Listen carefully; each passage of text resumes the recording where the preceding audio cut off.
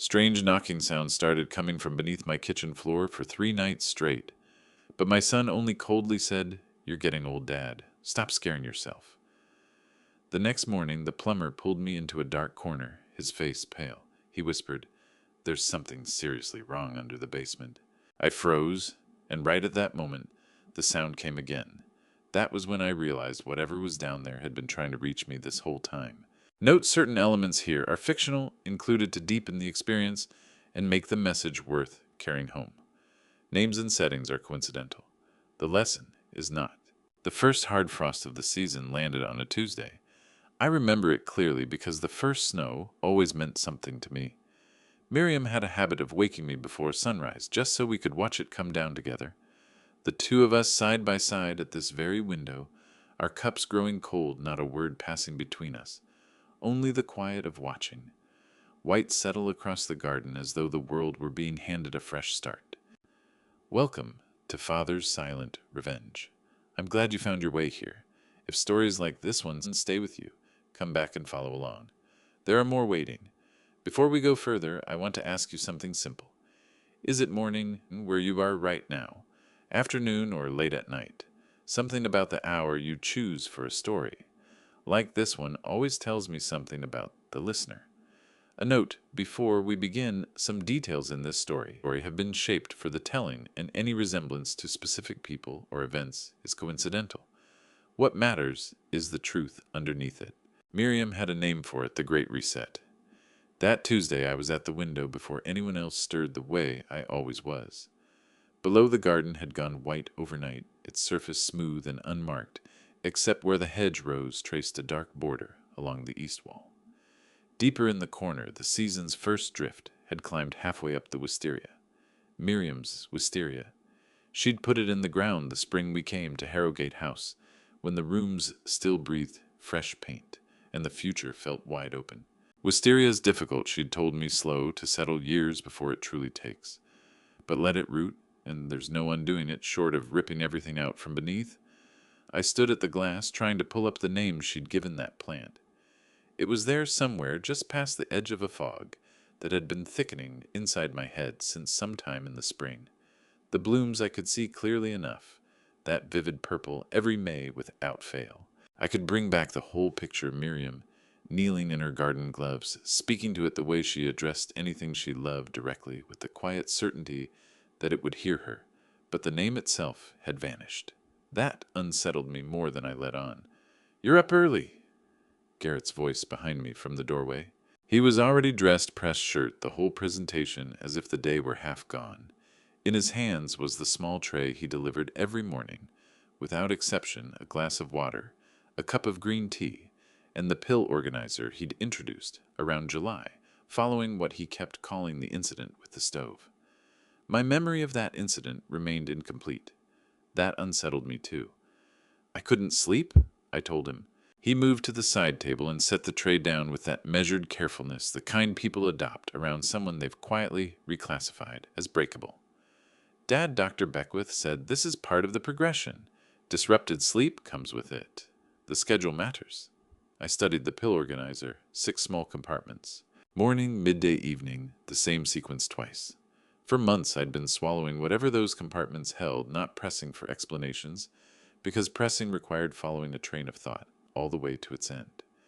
Lately, those trains derailed before I got anywhere. "Garrett," I said, "has Miriam been in touch?" Something crossed his face, a flicker barely there gone, almost before I registered it. Then that composed, practiced expression he'd arrived with, the one he'd been wearing since the day he showed up to tell me she was gone. "Dad, we've covered this." He moved the desk chair and settled into it, elbows forward on his knees, adopting the posture he used when delivering the same news a second or third time. "Miriam emptied the savings account. $340,000 sent somewhere we've never traced. She walked out and left no word of where she was headed. You showed me the bank statement." "I did. So you know that I've seen it," I said, and something in the way I said it brought him up short. Seeing it and making sense of it aren't the same thing. He held my gaze briefly, then reached for the pill organizer and extended it toward me. "Morning medication first, then breakfast. Dr. Beckwith needs you keeping to the routine." I accepted the pills. 4 capsules in my palm, standard colors, familiar by now, and I examined them the way I'd taken to examining most things, trying to determine whether this habit had always been mine, or whether it had crept in quietly and made itself at home without any decision on my part. I washed them down and returned the glass. "How is it that no one from the university has come by?" I asked. Garrett lifted the tray and turned toward the door. "I wrote to them. Explained the situation, early stage cognitive decline. Doctor's recommendation to minimize outside stimulation while the medication is being adjusted. They were understanding. Professor Dunfield passed along his regards." "Dunfield wouldn't pass along regards from a distance," I said. "He'd be here in person." "He made the attempt. I told him visits weren't advisable at this stage." A pause at the threshold. "These are people who care about you, Dad, but there are times when the most useful thing someone can offer is space. You need calm. You need structure. Dr. Beckwith's orders. That's what I'm here to provide." He was through the door before I could find the words to answer. I faced the window again. Real fog, the variety that rolls off the Atlantic come October and buries the whole shoreline, doesn't erase the world. It obscures it. You can still detect shapes moving through. You simply lose the ability to resolve them into anything precise. That was the closest I could come to describing what had been happening inside my head since July. Outlines without definition. Memories that hovered just short of my grasp. Words that dissolved somewhere between the thought and the sentence. For 38 years, I had held a professorship in linguistics at Aldridge University. 7 books, published journal articles beyond easy counting. My life's work had been the study of how language operates, how meaning is assembled, how the words a person reaches for expose what they're really thinking, how the silence between what's spoken and what's meant carries more weight than either. Language wasn't merely my field, it was the lens through which I read everything. And here I stood, unable to retrieve the name Miriam had given a plant, outside my own window. I laid my palm flat against the cold glass. Down below, muffled through Harrogate House's old floors and stone foundation, I heard it for the first time that day. 3 short, 3 long, 3 short, again. A rhythmic knock, something contacting a pipe perhaps, or timber shifting under snow load. Garrett had a point. Old houses speak in winter. Harrogate House had been speaking since 1924, when the people who first built it drove it into the hillside above Marblehead Harbor, with more ambition than understanding of what a New England winter could do to a structure. 31 years I had known every sound this building made, every groan under frost, every complaint from the pipes. This particular sequence was new. I kept still. 3 short, 3 long, 3 short. Quiet. I held my position and let the house move around me. The radiator's low breath, Garrett somewhere below, in the kitchen, the steady push of wind on the east windows. Unremarkable sounds. The ordinary texture of a cold October morning in a house that had absorbed many such mornings. Then it returned. 3 short, 3 long, 3 short. I drew back from the glass and stood in the center of the room, the winter light falling gray and thin across the floorboards. Something was working toward the surface in the one corner of my mind that felt unaffected. I could sense it trying to form. Something tied to rhythm, to repetition, to a camping trip in 1986, when Miriam had laughed at me for making us both master what I'd called a necessary survival skill. Before the thought could fully solidify, it dissolved. My eyes went to the pill organizer Garrett had left behind. The knocking had gone quiet. The house held its breath. I remained standing in my own bedroom in a house I'd occupied for 3 decades, with the particular disorientation of someone who can no longer read a place that should be second nature. The pipes hadn't made that sound, of that I was reasonably sure, and in a season when certainty had become a scarce commodity, reasonably sure felt like something worth holding. Sleep didn't come, though not entirely on account of the tapping, which returned twice more before midnight with the same unhurried cadence. What kept me awake was the chase. Whatever the fog had consumed had left a faint impression behind, and that impression demanded attention, the way a half-remembered word refuses to leave you alone. When dawn pushed its pale light through the curtains, I'd long since abandoned the bed and moved to the writing desk. My old journal opened before me, not to use it, only to have something within arm's reach that still felt like it belonged to me. Garrett arrived in the doorway at exactly 7. That was invariable. "You look tired," he said. "I am tired." He placed the morning tray on the table and took the chair facing me, and then I noticed it, a cream-colored envelope resting on the tray partially beneath the teacup. My name on the front in handwriting I could have identified without thinking. Miriam's hand. That distinctive way she formed a capital S, the loop running just a fraction wider than usual, as though she believed every letter deserved space to exist fully. I looked at the envelope a long time before reaching for it. "It arrived yesterday," Garrett said. "I thought it better to wait until morning." I had told myself morning would make it easier. I lifted the envelope and drew out the letter. The stationery was heavy and fine, the kind Miriam kept in the lower drawer of her desk, reserved for the correspondence she considered worth the effort. A faint trace of scent clung to it. Joy by Jean Patou, the same bottle she'd kept on her vanity for as long as I could remember. I read what was there. She was sorry, the letter said. Watching me lose pieces of myself had become more than she could endure. She had taken what belonged to her and gone somewhere she could begin again. I was not to look for her. Garrett would see to my needs. I read it a second time. Then I set it down and looked at my son. "Miriam didn't write this," I said. Garrett's expression held. "Dad." I kept my voice level, though something behind my ribs felt like it was being slowly compressed. 41 years. I know the difference between how she writes when she means something and how she writes when she doesn't. This isn't how she writes when she means something. "You're upset. That's understandable." "Don't manage me, Garrett." The edge in my voice caught us both off guard. "I'm not one of your quarterly reports. Don't sit across from me and manage me." He went quiet. Then he reached into his shirt pocket and set his phone on the desk between us. Face up already, open to a recent call log. One number, Miriam's number, a timestamp from 2 days prior. "She called," he said. "I recorded it. I thought you might need to hear it." He pressed play. Her voice came through the small speaker, and something in my chest moved involuntarily at the sound of it. The cadence was right, the slight New England flatness she'd carried through 30 years in Massachusetts. But there was something off about it, a quality I couldn't immediately name. It was measured in a way that felt effortful, too precise, the way a person sounds when reciting something rehearsed, rather than speaking from inside it. "Walter," the recording said, "please don't look for me. I need this. I need to start over, and I can't do that if you're looking. I'm sorry. I'm so sorry." Then a click. Silence. Garrett pocketed the phone. "I know this is hard." I said nothing. I was holding the silence against everything I knew about how Miriam actually sounded when she was telling the truth. The way she rushed the ends of sentences when feeling ran high. The particular weight she gave to the word please just a fraction more than the word required. The recording had neither. Those small specific signatures were absent. But I was also aware, sitting at that desk, that I could no longer entirely trust my own hearing on this. That was the cruelest part. I had no way of knowing whether the wrongness I sensed was real, or whether it was simply a damaged mind, failing to recognize something true. I let Garrett go. I sat in the quiet.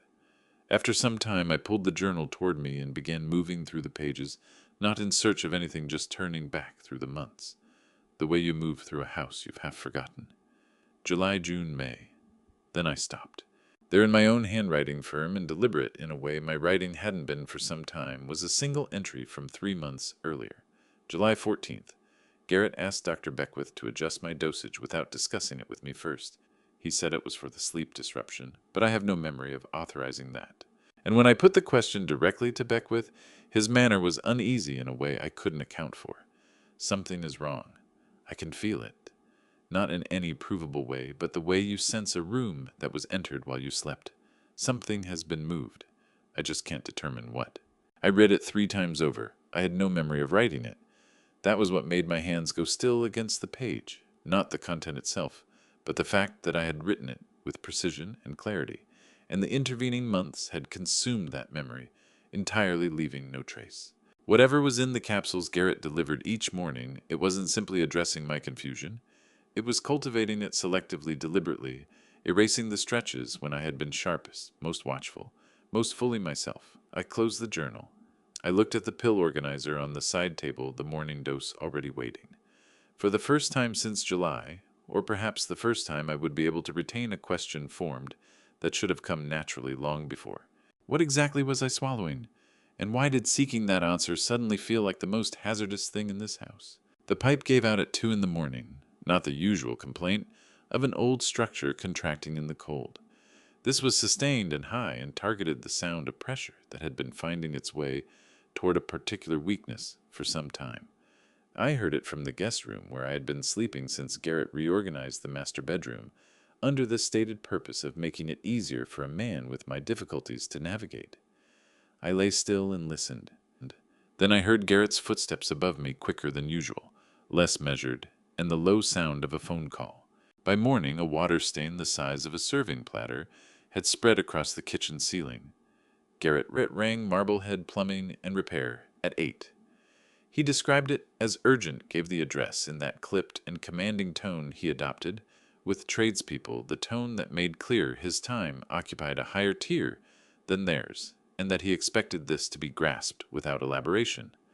He told me over breakfast that someone would come between 9 and 10, that I should keep to the study and stay clear of the work, and that the whole matter would be resolved quickly. He said quickly the way he said most things, as a conclusion he had already reached, not a likelihood he was weighing. Rufus Kane arrived at 9:15.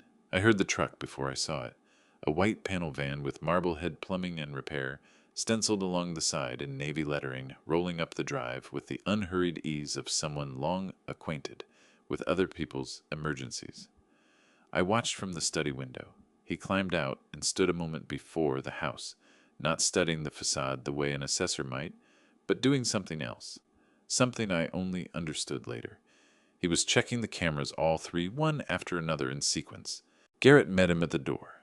I could follow the exchange from the hallway, Garrett's instructions delivered without pleasantries, Rufus's replies brief and workmanlike, the particular verbal economy of a man who had decided that conversation with this specific person was not worth extending. Garrett showed him into the utility corridor and was gone within 4 minutes. Then upstairs to his office door, closed the same rhythm he had kept every morning for 3 months. A closed door, a conference call, 40 minutes of managed absence. I gave it 10 minutes. Then I went to the utility corridor. Rufus was on his back beneath the pipe junction flashlight in one hand, wrench in the other, doing something that read convincingly as plumbing work. He heard me enter. He didn't look up at once. When he did, his eyes went first to the ceiling, to the rough location of Garrett's office, and then back to me. That glance communicated more than most people manage with entire sentences. He sat up. He studied me with the direct calibrating attention of someone who had already formed a judgment and was now determining whether it held.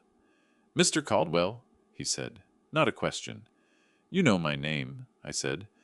"I know a fair amount about this house." His voice stayed below the ceiling's range. "I've been watching it for about 3 months." I looked at him. At the toolbox, gray metal, nothing unusual on the outside. At his hands, which were the hands of a man who used them, though without the specific staining and callus of someone who had done only this work across a long career. At his eyes, which held the look of someone whose grief had been transmuted over time into something more driven than grief. "That isn't something a plumber typically does," I said. "No," he agreed. "It isn't." He reached into the toolbox and produced a folded sheet of paper. He held it without passing it to me yet. "My brother worked for your son's firm 4 years ago. A dispute arose. Money moved through accounts. My brother had access to signatures that matched his but weren't his. He was let go. Fraud allegations settled quietly out of court." He paused. "He spent 8 months trying to establish what had happened. He couldn't. He died 18 months ago. Heart attack. 51 years old." A silence settled over the utility corridor. "I'm sorry," I told him, "and I meant it the way you mean something when the weight of it finds a space already hollowed out to receive it." 6 months before any of this started, Rufus said, "I began keeping an eye on Garrett. Not with any plan to intervene. I just needed to know what kind of man he was." His gaze drifted to the ceiling above us. 3 weeks ago, a courier pulled up to this address on a Thursday morning, 9 a.m. No Massachusetts retail license on the vehicle. Packaging with no markings. Garrett signed for it himself. A pause. "I got the plates. The company doesn't exist anywhere in the state registry. What they distribute isn't approved for prescription use here. I turned this over while thinking about the amber bottles lined up in the cabinet above the kitchen sink, the capsules Garrett loaded into the organizer every Sunday night with the focused care of someone who could not afford to get it wrong. The mental fog that had descended on me toward the end of August and kept deepening through September and October, until there were mornings when my own name required excavation. How far back do the deliveries go? That's the first one I have documented, he said. Earlier ones may have come through before I caught on to the pattern. He extended the folded paper in my direction. Read this once I'm gone. Not before. Not while I'm still under this roof. His eyes were level on mine. But first look at me and tell me honestly whether you took your dose this morning. I did, I said. Something shifted in his expression, not quite disappointment, more like calculation. Tomorrow morning, he said, tuck it into your pocket rather than swallow it. See how the following day compares. He turned back toward the pipe junction and lifted his wrench. The exchange was apparently concluded. Your brother? I said. What was his name? Rufus held still for a moment. Owen, he said. His name was Owen. I walked back to the study and lowered myself into the leather chair, the folded note held between both palms still sealed. Through the wall I could track Rufus at work, the methodical sounds of a man conducting genuine repairs, a wrench turning pressure being tested. Every noise consistent with what any invoice would record. From upstairs came Garrett's low, unbroken voice, the sound of someone managing a life with too many moving parts to ever fully set down. I sat lodged between those two sounds and let my mind move over Owen Kane unmarked pharmaceutical deliveries, in a fog that had rolled in on a schedule that now struck me as far too precise. At 11:40, Garrett came down and traded 4 brief sentences with Rufus about when the work would be finished. Rufus said another visit would be necessary. Garrett said that was acceptable. The front door closed behind him. I listened to the truck reverse out of the drive. Then I unfolded the paper. 6 words. Don't take the pills. They're not what he told you they are. I read it a second time. Then I remained in that chair for a good while, the note spread open across my knees, the harbor lying flat and gray beyond the glass. Rufus's instruction kept circling back through my mind. Tuck it into your pocket rather than swallow it. See how the following day compares. The next day was Tuesday. Garrett assembled the weekly organizer on Sunday evenings, which meant the Tuesday capsule was already sitting in its slot, waiting with the quiet confidence of something placed there by a man who had no doubt it would be consumed. I looked at the note. I looked at the window. I looked at the ceiling where Garrett's footsteps had resumed their steady overhead pattern. What exactly Rufus had uncovered across 3 months of watching whatever had turned a man still deep in grief into someone willing to take this kind of risk, I couldn't yet say. But the fact of it was plain. He had stayed. He had engineered a reason to stand inside this house. He had pressed a note into my hand and spoken 6 words from which there was no retreat. Whatever was coming, I was no longer the only person who had noticed something. After 4 months of navigating this alone that registered as the most significant thing in the room, I carried the note in my pocket to bed that night. Sleep didn't come. I lay flat and watched the ceiling while the house worked through its nightly vocabulary. Around me, the groan of old timber, the radiator cycling the dense quiet that a New England winter manufactures and holds like a barrier against the outside world. 31 years in this house, I had its sounds memorized, but the past few months had introduced a different sensation, the feeling of being a guest in a place that had once been entirely mine. At 2:00 a.m., I was up. The kitchen was dark apart from the stovetop light, the one Miriam had insisted on leaving, burning through the night, when our son was small, so he could find his way if he woke thirsty. Garrett was 50 years old now, and I had never once turned the habit off. Certain things persist well past the need that created them. I sat down at the kitchen table and smoothed out Rufus's note for the 3rd time. Don't take the pills. They're not what he told you they are. 6 words that ought to have struck me as the product of a disturbed mind. They didn't. I went to the cabinet above the sink, the one Garrett had refashioned into a kind of private dispensary after my so-called diagnosis. Amber bottles ranked in tidy rows. A pill organizer inscribed in his hand each day of the week, spelled out, from Monday through Sunday morning and evening slots filled in advance. 4 months of this accepted without challenge. I had deferred to those bottles because Garrett had attached Dr. Beckwith's name to them, and I had been too dim, too adrift to push past that. Tonight was different. The morning dose had stayed in my pocket. The previous evening's dose as well. The change was not dramatic, but it was real, like moving from a room where the oxygen had been imperceptibly rationed back into ordinary air. I drew one of the white capsules out of the organizer and placed it on the table. Then I went to the study for the small jeweler's loupe I used for examining documents. 38 years in linguistics leaves certain instruments close at hand, and brought it back to the kitchen. A butter knife split the capsule open. The interior powder was pale yellow. Decades of handling research materials had taught me what standard Alzheimer's compounds look like. Donepezil was white. Memantine was white. I checked the label on the bottle. Memantine HCl 10 mg. I knew the color of memantine hydrochloride. It was white. What I was looking at was not white. I sat with that for a long time. Then I heard the stairs. Garrett's tread recognizable by the fractional pause at the 4th step where the wood had always given slightly underfoot. I swept the powder from the capsule into a small envelope and slid it into my robe pocket. The organizer went back exactly as I'd left it.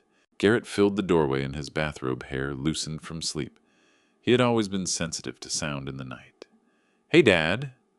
That tone, the particular brand of measured solicitude I had once taken as genuine, and now read as craft. "It's nearly 3 in the morning. What's going on?" "Couldn't sleep," I said. "Came down for some water." He looked at me. His eyes moved counter bottles, organizer in a sweep. I watched him work to disguise. "Did you take your evening medication?" "I believe I did," I said. "I lose track." What crossed his face was close to relief, without quite arriving there. He pulled the cabinet open, checked. "You missed it. Let me get it for you now." "No," I said, and the firmness of my own voice was a small surprise to me. "It's too late in the night for that. I read that you shouldn't double up on memantine. I'll take the morning dose on schedule." He paused. I felt the pause from across the room, even while keeping my eyes on the window. "Where did you come across that?" "One of the pamphlets Dr. Beckwith sent." Another beat of silence. "Right," he said at last. "That's probably the sensible approach." He filled a glass of water and put it in front of me, then remained standing, not gone, not settled, and I recognized that he was trying to determine something. "Anyone stop by the house today?" The delivery of it was offhand, rehearsed offhand. "The plumber," I said. "You arranged that yourself?" "Right," he smiled. "Of course. The pipes have been restless." "They have." "Did he give any indication of how much longer this will take?" "He mentioned he'd need to come back." I looked at Garrett directly for the first time since he'd walked in. "Something to do with the pressure in the lower section." The smile held on his face and went no further than that. "I'll be in touch with the company first thing." He stepped back toward the hallway. "Get some rest, Dad. You look worn out." "I expect I do," I said, and I listened to his footsteps climb away from me up the stairs. I tracked the sound of the 4th step, the soft one, and then the quiet of his room closing around him above me. I stayed put for another half-hour before I moved. Back in the study, I turned the lock and settled at the desk with the small envelope of yellow powder in front of me. I turned over the name Owen Kane, unknown to me until that afternoon, and now lodged in my mind with the gravity of a burden I hadn't chosen. I turned over the pharmaceutical courier Rufus had described, no Massachusetts retail license, a Thursday delivery, at 9:00 a.m. 6 weeks back. I retrieved the journal and found that Thursday's entry. "Fog worse today. Hard to find words. Garrett says this is normal progression. 3 lines and then nothing." I wrote tonight's date at the head of a clean page. Then I set down my observation capsule labeled Memantine HCl 10 mg interior powder, pale yellow, inconsistent with known compound. Below that, Garrett knows the plumber visited. He does not know what the plumber told me. I looked toward the window. Outside, the season's first real snow had begun drifting down onto the harbor, unhurried, exact, in the way it always came in late October, settling over everything in a silence that had an edge to it. Somewhere in this house, I was certain there were things I hadn't yet located, and somewhere in the walls and the pipes and the spaces I hadn't thought to examine, someone else was listening every bit as closely as I was. The powder waited in its envelope. The journal lay open before me, and beneath the fog entry from 6 weeks ago I caught something I had passed over at the time. A single line worked into the margin in a shakier version of my hand, as though I had been fighting through the confusion to get it down before it dissolved. She's still here. I found those words at 3:40 in the morning and did not sleep again. She's still here, written by my own hand. 3 syllables. 6 weeks ago. The letters borne down into the page with the force of someone trying to nail a thought in place before the current took it. I kept the journal open in my lap until the pale November light began to come through the study window, pressing at the question of when I had written them, searching for any trace of that moment. Nothing surfaced. That was the true weight of it, not the words themselves, but the hollow where the memory should have been. By 6:00 a.m., I was at the kitchen table, dressed the newspaper Garrett left, folded on the counter each morning, spread in front of me as a prop. I saw it clearly now, the newspaper, the morning pills, the meticulous routine Garrett had assembled around me like a cage that had been fitted to look like concern. I had been off the pills for 2 days. The fog was giving way by increments, the way ice releases in early spring, not in a single break, but in openings, each one exposing a little more of the terrain that had been buried. At 6:22 a.m. it came again. 3 short, 3 long, 3 short. Not from the walls this time, from somewhere below the kitchen floor, distant, muffled, even. I set the newspaper down with care and held still. The sound ran for perhaps 15 seconds and then cut off. The radiator breathed. The harbor wind pushed against the kitchen window. I had heard that sequence before, once the first night, twice behind the bedroom wall, now from beneath me. I knew what it was. 38 years of teaching linguistics and the structures of human communication had attuned me to pattern in a way that was nearly reflexive. 3 short, 3 long, 3 short was not the product of aging pipes or a shifting foundation.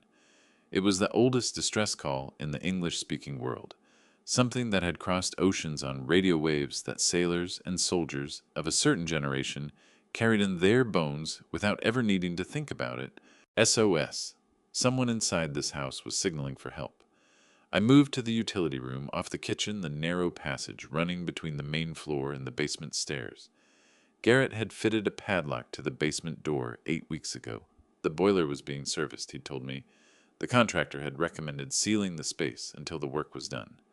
I had accepted this because I was dimmed and worn down and had not yet built a reason to question him. Now I stood before that padlock and read it for what it was. I memorized the brand. I noted the 4-digit tumbler configuration. Then I went back to the kitchen and sat down to wait. Rufus arrived at 8:45 a.m. Garrett had placed another call to the plumbing company, a second visit, the pressure issue still not resolved, which I had come to suspect Rufus had arranged on purpose. Garrett met him at the door with the same compressed courtesy as before, and walked him to the utility corridor. I remained at the kitchen table with the newspaper open and listened. Once Garrett had retreated to his home office upstairs, Rufus came to stand in the kitchen doorway. He didn't say anything right away. He looked me over, the way a man looks at someone he is rechecking, measuring whether what he'd concluded about me yesterday still held.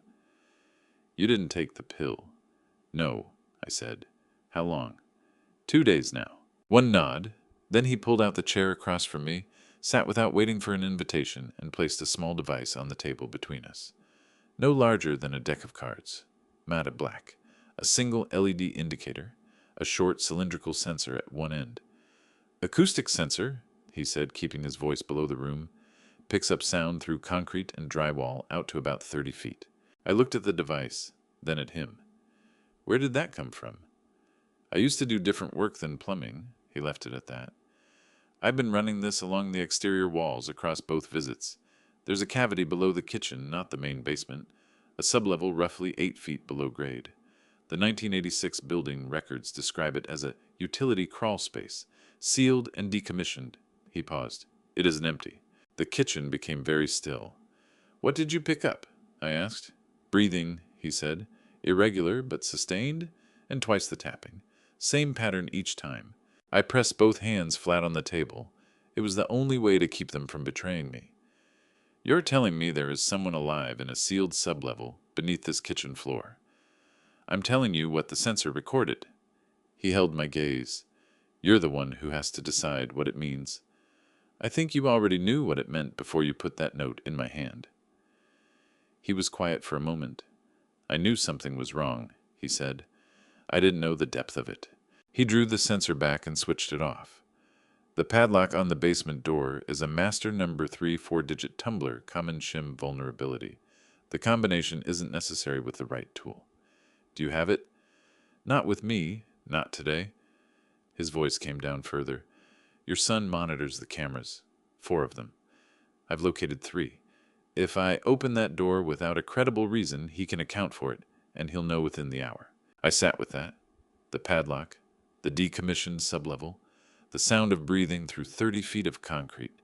6 words pressed into a margin in my own unsteady script, 6 weeks ago by some earlier version of myself that had clawed through enough of the fog to leave a marker before it closed back over. "Then we need a reason he can account for," I said. Rufus studied me for a long moment. Something moved in his expression, not quite respect, but the recognition of something he hadn't anticipated. "I can manufacture a fault in the subline that feeds the utility corridor," he said, working it through as he spoke. "That would require going into the sublevel for inspection. Garrett would have no logical grounds to refuse. How long to put that together? 2 days, maybe 3. He rose and picked up his toolbox. "Can you keep the pretense going until then?" I looked at the padlocked door. I thought about who might be waiting on the other side of it. "I've been keeping up this pretense for 4 months," I said. 3 more days is nothing." He left without another word. I sat alone in the kitchen while the November wind threaded through the old window frames, and I turned over the sensor and the breathing and the tapping. I returned to the journal entry I had no memory of writing. And then something else came forward, something that had been waiting at the edge of my attention since the night before, patient and insistent. The sublevel was in the 1986 building records.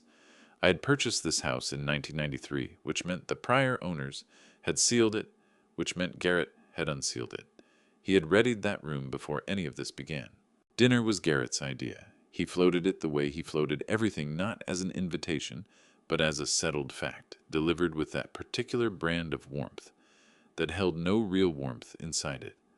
"I thought we could eat together tonight, Dad, properly at the table." He said properly the way people say it, when what they mean is the way I want things done. I had been hearing that word in his voice since he was 19 years old. "That sounds lovely," I said, and I meant neither word. The previous 2 days I had spent constructing the performance. It called for a specific discipline, not the theatrical confusion of a man coming apart at the seams, but the quieter, more persuasive version, the fractionally delayed response, the question asked, twice the moment of groping for a word that should arrive on its own and finding nothing there. I had watched dementia announce itself in colleagues and neighbors, in my own father during the final year of his life. I knew what it looked like from inside the room. I knew the gestures, the silences, the particular way that eyes go unfocused, not because they are empty, but because they are hunting for something. I had been performing lostness. Tonight I would perform a measure of clarity, just a sliver, just enough to make Garrett feel comfortable. He made roasted chicken. He was a capable cook when he bothered to be, which had always struck me as one of the more unsettling things about him. The capacity for care deployed selectively, like a tool maintained for specific tasks and put away between uses. He set 2 plates on the dining room table, poured wine he had selected, without asking my preference, and settled across from me with the composed ease of a man who was certain he commanded the room. "You seem clearer tonight," he said. It was not a compliment. It was a reading of data. I glanced up from my plate with what I hoped registered as gentle befuddlement. "Do I slept a bit better? The pills, maybe. Or the weather." I gestured vaguely toward the window. Miriam always said the cold air helped her think. Something moved across Garrett's face, fast, tightly governed, but I caught it. A slight clench at the jaw, an almost invisible recalibration behind his eyes. "Miriam's not here, Dad," he said. His voice was steady. "She left in September. We talked about this." "Of course," I said. "Of course she did." I turned back to my plate and let a silence grow between us that I made no move to fill. Garrett watched me eat. I could feel it without lifting my eyes, the quality of his attention, which had never been a son's concern for his father. It was the attention of someone tracking a variable. The plumber mentioned the bulk pressure issue might need another look, he said after a time. Probably Thursday. All right, I said. He seems capable. What was his name again? It doesn't matter, Garrett said, and when I looked up with the expression I intended as mild elderly blankness, Kane, I think. The company sent him. Kane. I repeated as though weighing the sound of it the way you'd weigh an unfamiliar road. Garrett smiled, and this time something genuine surfaced beneath the performance. Not affection, something closer to the particular satisfaction of watching a thing you believe is shrinking. Sure, Dad, like the highway. I let him keep that. After dinner, I asked to sit in the study. Garrett approved this the way he approved all my movements with a nod that doubled as permission, a gesture that had accumulated across 4 months into something that felt, from my side of it, like a collar. I settled into the leather chair by the window and opened a book I had no intention of reading. At 8:15 p.m., Rufus sent the signal we had arranged a single text to the prepaid phone he had stashed inside the spare battery compartment of my old shortwave radio. I had discovered it on his second visit tucked behind the 9-volt, with a strip of electrical tape and a handwritten note for emergencies. Delete after reading. The message tonight was 4 words. Thursday confirmed. Bring the journal. I deleted it and sat with the book open across my lap and turned over what Rufus had told me on his last visit. In the 12 minutes Garrett spent on a phone call in his office, 12 minutes that Rufus had engineered by raising a specific technical question about the building's water main, one that required Garrett to go upstairs and locate original contractor documentation, Rufus had stood in the utility corridor and spoken in a voice pitched below the reach of casual surveillance. What he told me had quietly rearranged several things I believed I understood. His brother Owen had worked for Garrett's firm 4 years ago. A financial dispute, money moved through accounts Owen had access to but hadn't touched signatures that resembled his but weren't his. A termination, a fraud allegation quietly settled out of court rather than pursued. Owen had lost his securities license. He had spent 8 months trying to establish what had been done to him. He never managed it. 18 months ago, Owen Kane had died of a heart attack at 51. Rufus believed the stress had been what killed him. I started watching Garrett 6 months before any of this began, Rufus had said. I wasn't planning to get involved. I just needed to understand what he was. And what did you determine? I had asked. That he's very careful, Rufus said. And that careful people make a specific kind of mistake. They plan so thoroughly for the problems they anticipate that they leave no room for the ones they don't. I had asked him what the unanticipated problem was. He had looked at me with something that was almost the beginning of a smile. You stopped taking the pills, he said. Now I sat in the study and listened to Garrett's footsteps move through the room, above, back and forth, the particular rhythm of a man thinking through something he does not want to think about in anyone's presence. At 9 p.m., he came downstairs and filled the study doorway. You should sleep, Dad. In a minute, I said. I looked up from the book. Garrett. I used his name with the deliberate weight of a father addressing a son, not a patient acknowledging a caretaker. Just for a moment, just long enough to see what it did. He went very still. Do you remember, I said slowly, the summer you were 14? We drove up to Camden. Your mother got sunburned on the second day and spent the rest of the trip reading under the umbrella. I paused. She made us bring her ice cream every 2 hours. Something moved across his face that I couldn't entirely name. Not guilt. Garrett was too contained for guilt to break the surface cleanly, but something adjacent to it, something that understood it, had lost access to a place it could not purchase back. I remember, he said quietly. Good, I said, and returned to my book. Good night, Garrett. He left without another word. I listened to his footsteps climb the stairs, counted to 60, then opened the journal to a blank page, and wrote the date, the time, and everything I had observed over dinner. The jaw tension, the recalibration, it doesn't matter where a name should have been. Evidence only remained evidence if someone recorded it before it dissolved. I wrote until midnight, and when I finally closed the journal, I noticed that my handwriting looked nothing like the cramped, unsteady letters from the entry 6 weeks ago. It looked like my handwriting. It looked like me. Thursday was 2 days away. Whatever lay beneath that floor had held on this long. It could hold 2 more days. And when Rufus opened that door, I intended to be ready for whatever the water had been keeping in the dark. Thursday arrived cold and without ceremony. I was dressed by 5:30, seated at the kitchen table, with coffee I wasn't drinking, watching the harbor fog press itself against the window glass like something trying to find a way in. Garrett came downstairs at 7. Registered my presence with the brief nod he used in place of good morning, and told me Rufus would arrive between 9 and 10 to address the pipe fault in the utility corridor. He delivered it the way a man delivers something he has already decided to stop thinking about. Then he put on his coat and mentioned he had a call with his firm's legal team. At 9:30 he would be in his office door closed, not to be disturbed. I said I understood. He studied me for a moment longer than necessary. I held the vacant cooperative expression I had been rehearsing for 3 days, and watched him decide once more that I was not a problem. He went upstairs. I poured the coffee down the sink and waited. Rufus arrived at 9:10. Garrett's office door was already closed. A conference call, its muffled cadence just audible through the ceiling, was still running when Rufus slipped in through the side door.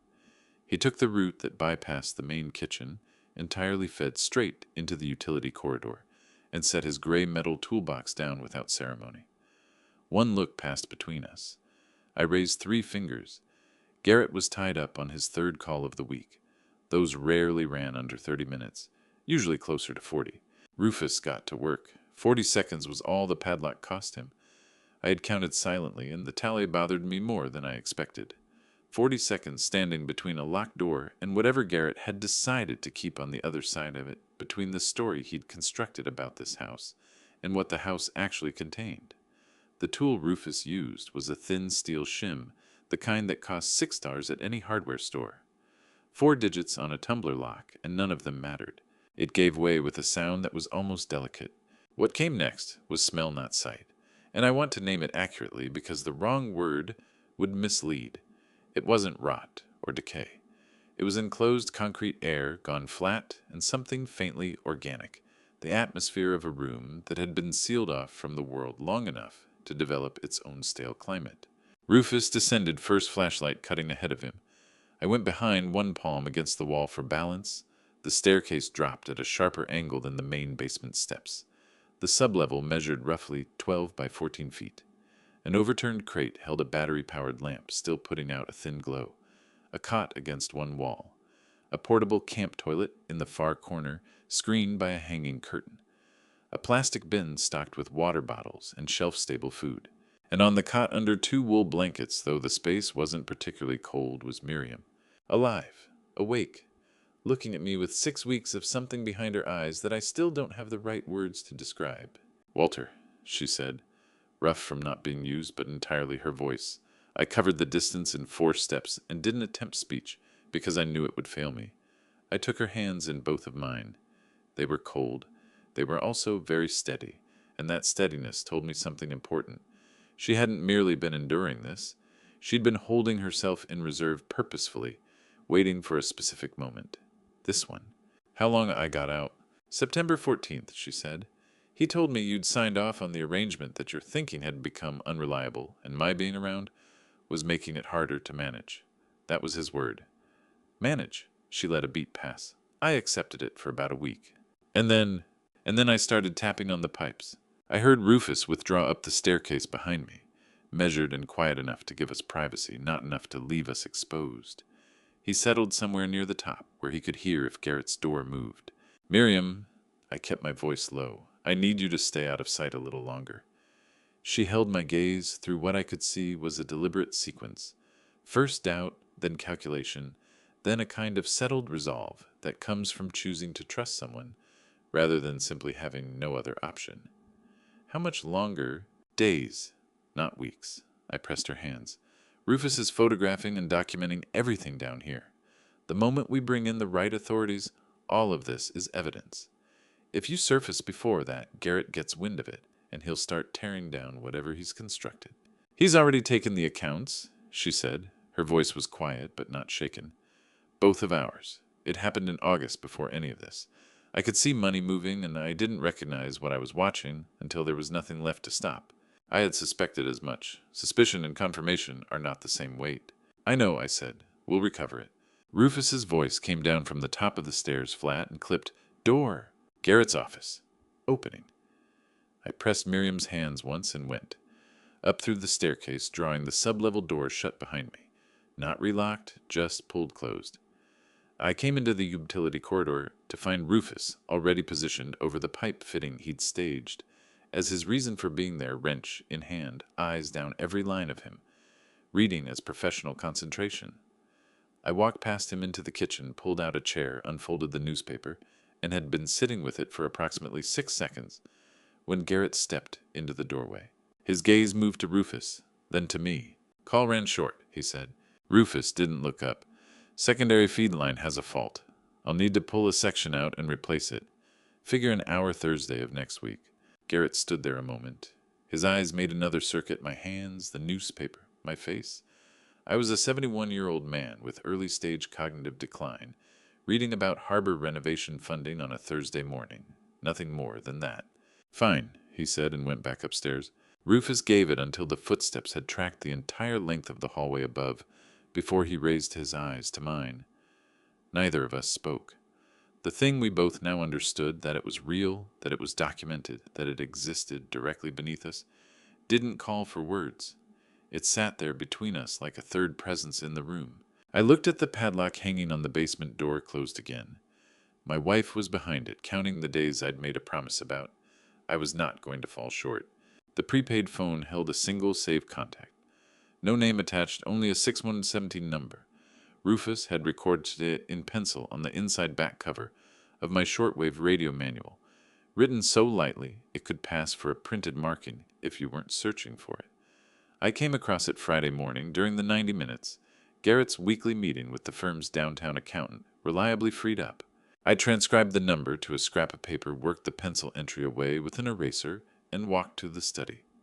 I placed the call at 10:15 a.m.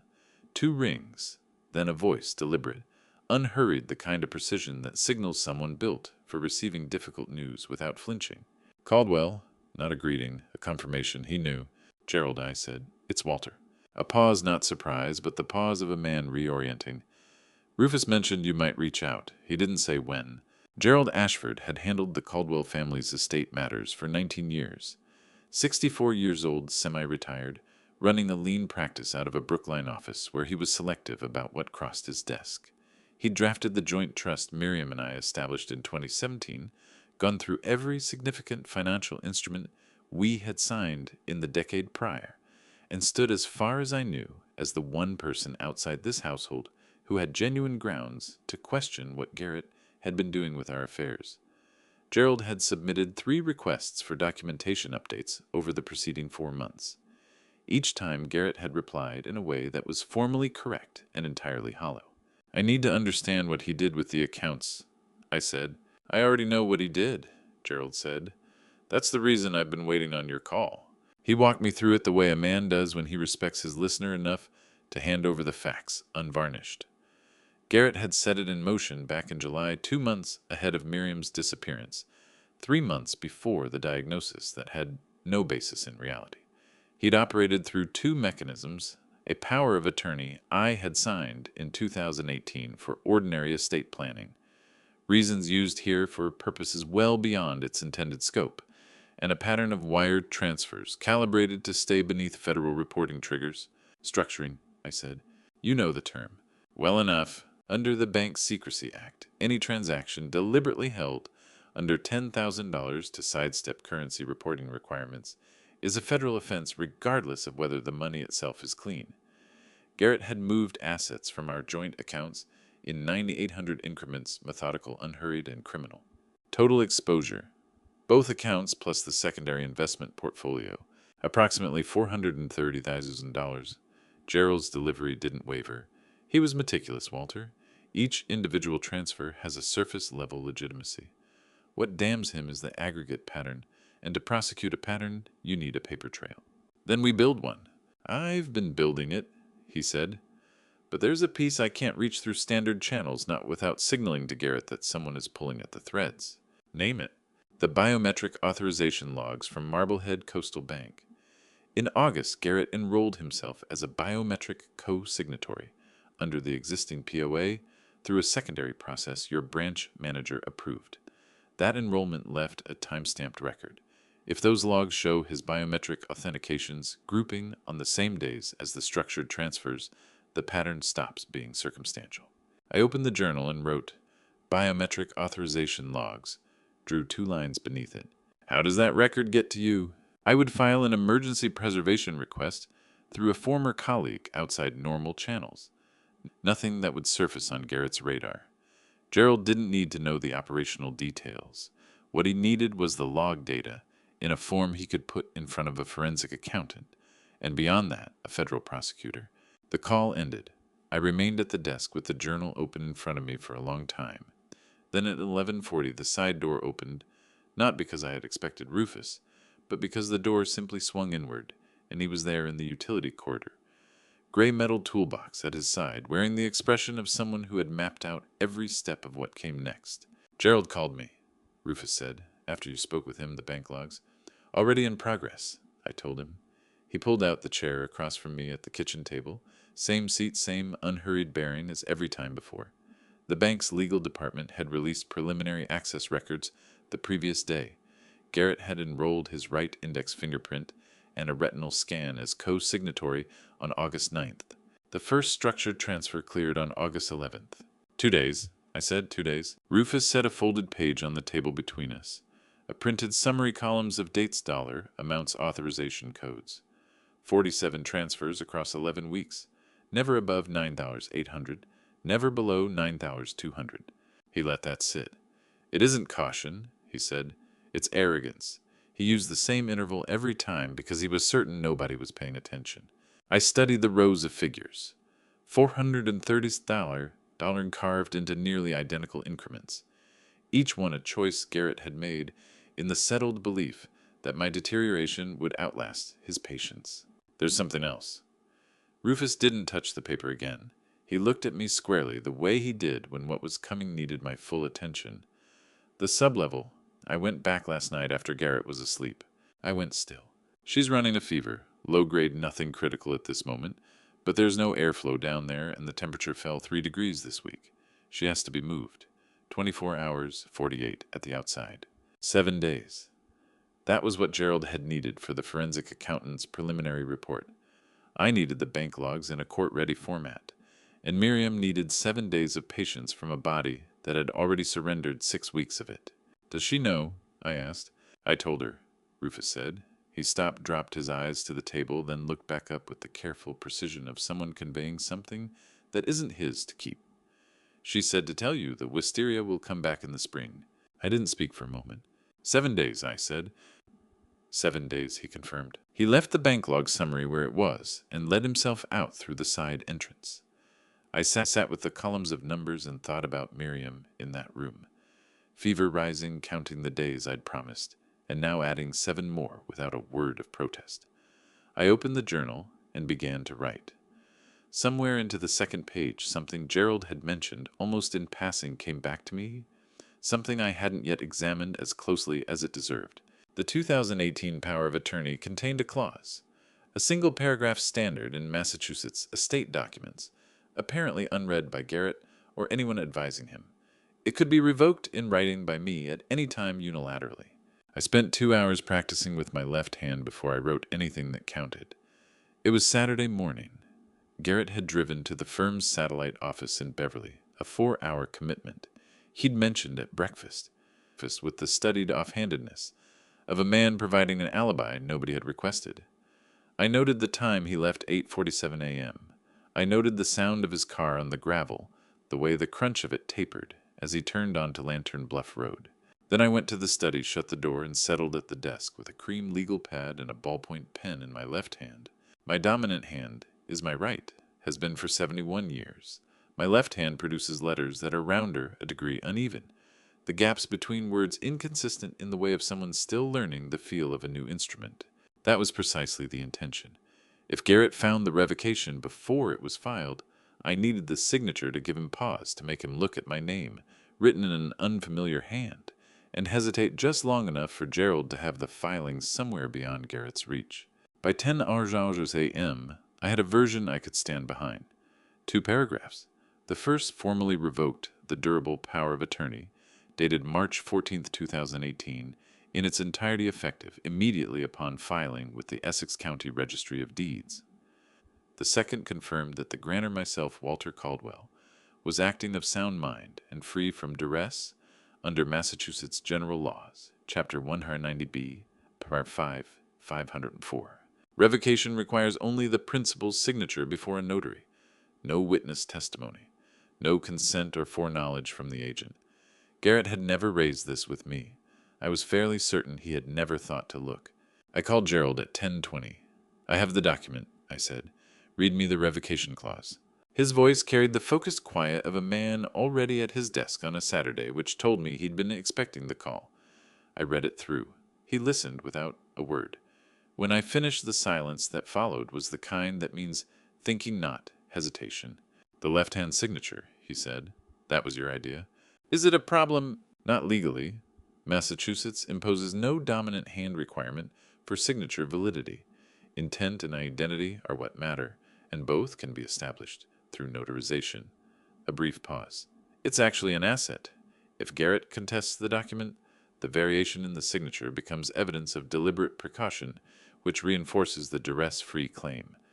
It reads as a man thinking carefully, not a man being managed. Can you arrange remote notarization?" "I can send a colleague to the house," Gerald said. "Someone Garrett won't recognize. Sunday afternoon, if you can clear a 2-hour window."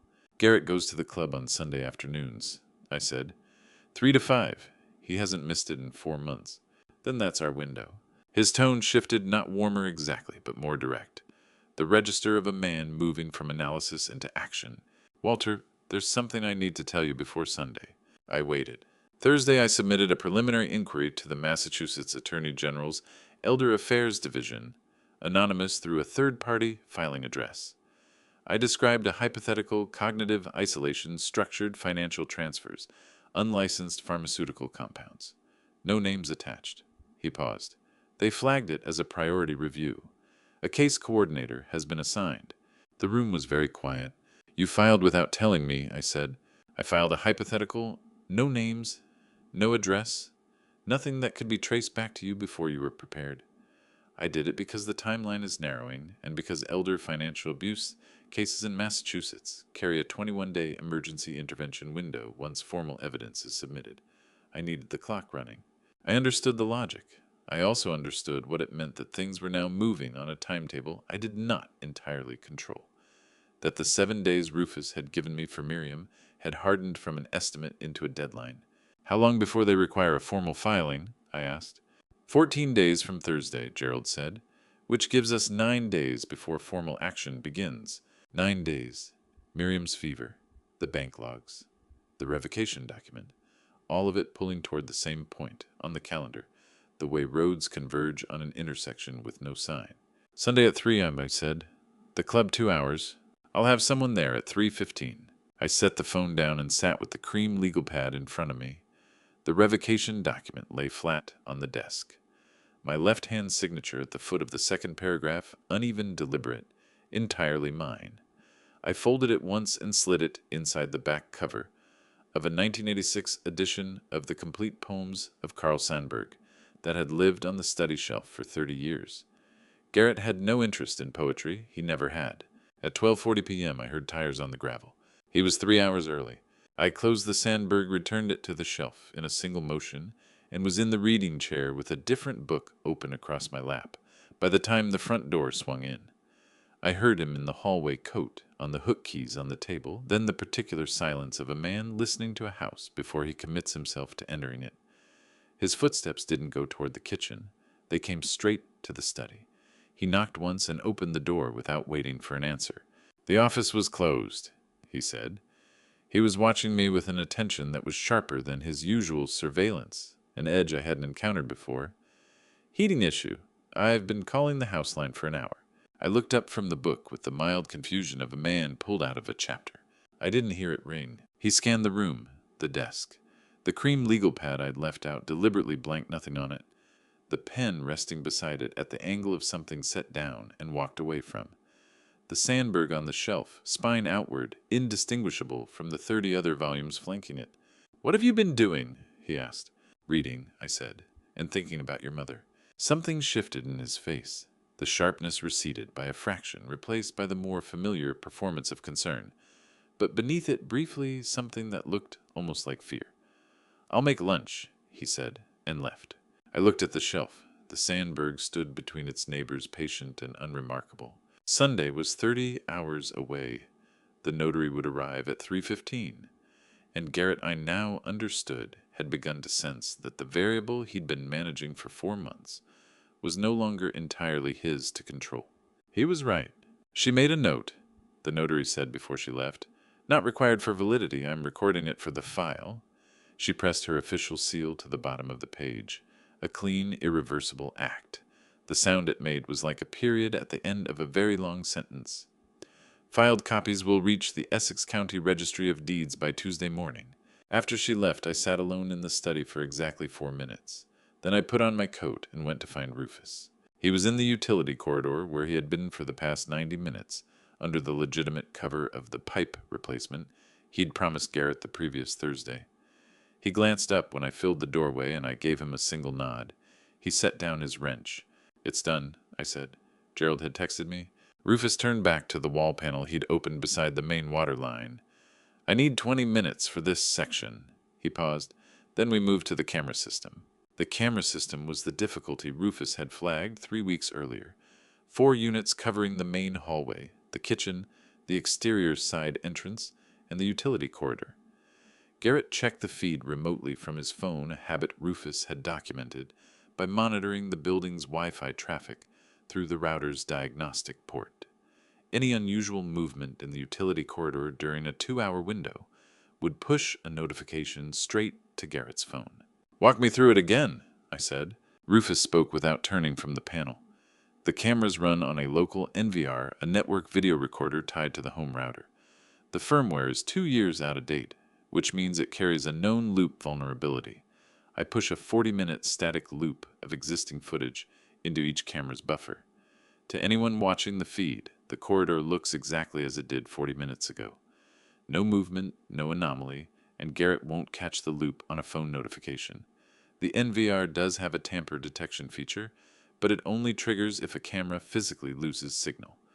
A buffer loop registers as normal operation." He paused. "I've tested it twice on the exterior camera during earlier visits. It held both times." "How long once you activate it?" 40 minutes per cycle. I can run 2 back-to-back 80 minutes total before the buffer sequence becomes statistically detectable." He turned to look at me.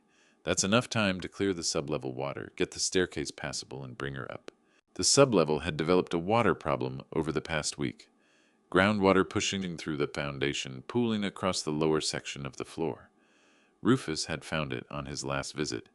Not yet dangerous, but it had reduced Miriam's usable space by a third, and it was the primary reason the 7-day window had stopped being an estimate and become a hard limit. "Does she know tonight is the night?" I asked. "I left a note this morning during the pipework. She knows." He closed the wall panel and lifted a separate tool, a small hydraulic hand pump, attached to a length of flexible tubing. "The water drains into the utility line, roughly 40 gallons, about 22 minutes at this flow rate." I looked at the pump, the tubing, the padlocked basement door. I thought about the 47 bank transfers, the Sandberg on the shelf, the notary seal on a document already in transit toward a county registry office. "Use the blind spot route," I said. Rufus pulled out a tablet. Not a phone, a dedicated device on no network Garrett could monitor, and entered a sequence I couldn't fully track. A progress bar appeared, gone in 11 seconds. He looked up. "We're dark. 40 minutes. What happened in the next 38 minutes I will not set down in full, because most of it belongs only to Miriam and me. I will say that the water moved up through the drain steadily and without complication.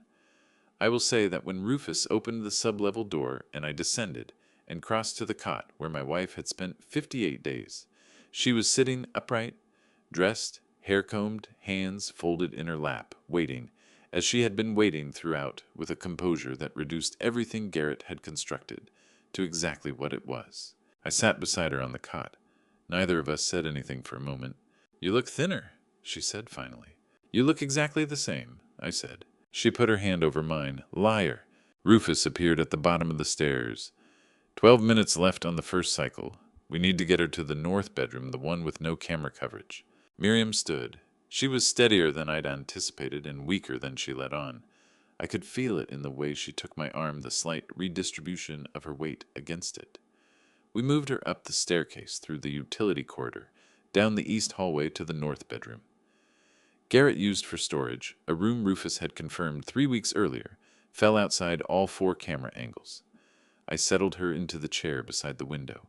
Rufus reset the loop for a second cycle, then went back to seal the sub-level door and return the corridor to its documented state. Miriam looked out at the afternoon, light gray and flat, the harbor just visible through the tree line, and, "How long until it's over?" she asked. 9 days, I said. Maybe fewer. She nodded slowly, the nod she used when she was calculating rather than simply accepting. "He'll come home at 5, she said. "He always does on Sundays." I checked my watch. 4:41 p.m. "I know," I said. She turned from the window and looked at me, directly the same look she had given me for 43 years, clear, unperformed. The look that had always meant, "I trust you, and I need you to be certain." "Are you certain?" she asked. I thought about the notary seal, the bank logs, Gerald's filing, the revocation document moving toward the Essex County Registry of Deeds. 9 days into a sequence of events already in motion, events Garrett didn't know existed. "Yes," I said. Somewhere in the house, the front door opened. He was 19 minutes early. I moved. Not quickly. Quick would have been wrong, would have fractured the performance I'd held intact for 4 months, and carried with care through the past 10 days, the way you carry something that cannot be put down without breaking. I moved the way Walter Caldwell moved when he was confused and arthritic and 71 years old. Deliberately, one hand trailing the hallway wall, my footsteps deliberate and unhurried. I came to the top of the stairs and looked down. Garrett was standing in the entry hall, coat still on, keys in hand, looking up at me with an expression I hadn't encountered before.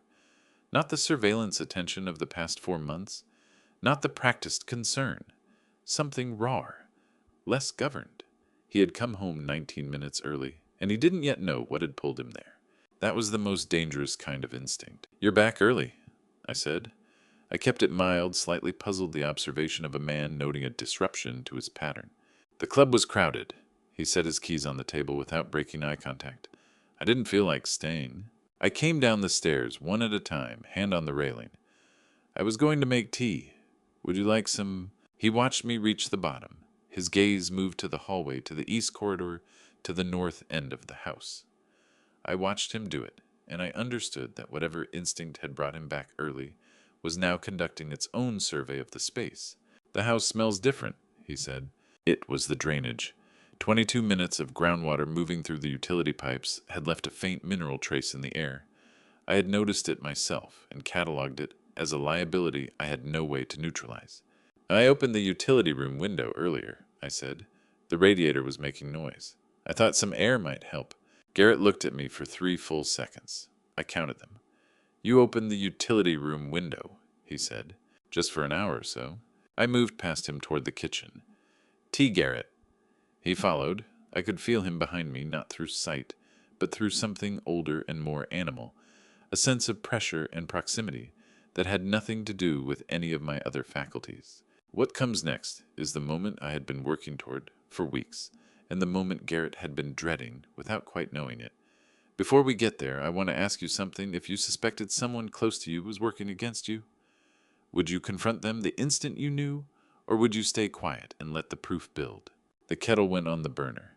I kept my hand level through an act of will I won't pretend was effortless. "I want to look at the utility corridor," Garrett said. "Go ahead," I told him.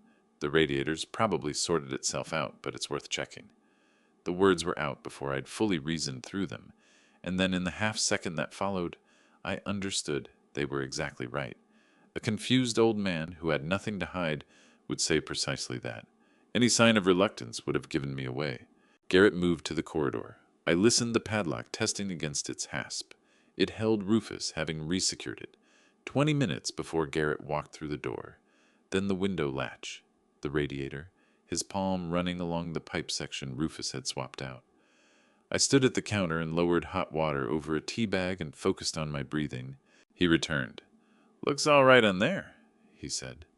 But the register of his voice was one I remembered from when he was a teenager, the flatness of someone whose unease hasn't yet crystallized into a specific grievance. Good, I said. Tea's ready. Come and sit. He sat. I took the chair across from him. We went through the motions of Sunday afternoon tea in the gray kitchen, light a performance of ordinary domestic life that neither of us was actually inside. I was running numbers in my head. Camera loop status, Miriam's location, Rufus's window for getting out. Then the knock came at the side door. Garrett's head snapped toward it. 3 beats measured, unhurried, evenly spaced. Not Rufus. Different rhythm entirely. Garrett pushed back his chair. Are you expecting someone? No, I said. It was the truth. He crossed to the side entrance and opened it. I moved to the kitchen doorway and looked past his shoulder at the figure on the step. Clifton Burrell was 58 years old, built wide through the shoulders, his face shaped by a career of careful listening into something permanently, deliberately unreadable. Dark overcoat, nothing in his hands. He turned his attention to Garrett with the particular quality of focus that belongs to people who have spent years professionally sorting truth from performance. Mr. Caldwell, Clifton said. Garrett Caldwell. Something in Garrett's stance altered almost nothing. A tension that shifted beneath the surface the way load shifts in a wall before the crack appears. You'd have missed it without knowing what to watch for.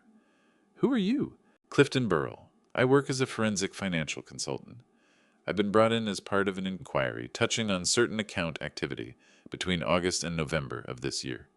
A brief pause. I'd like a few minutes with Walter Caldwell if possible. This is the address I was given. Garrett turned to look at me.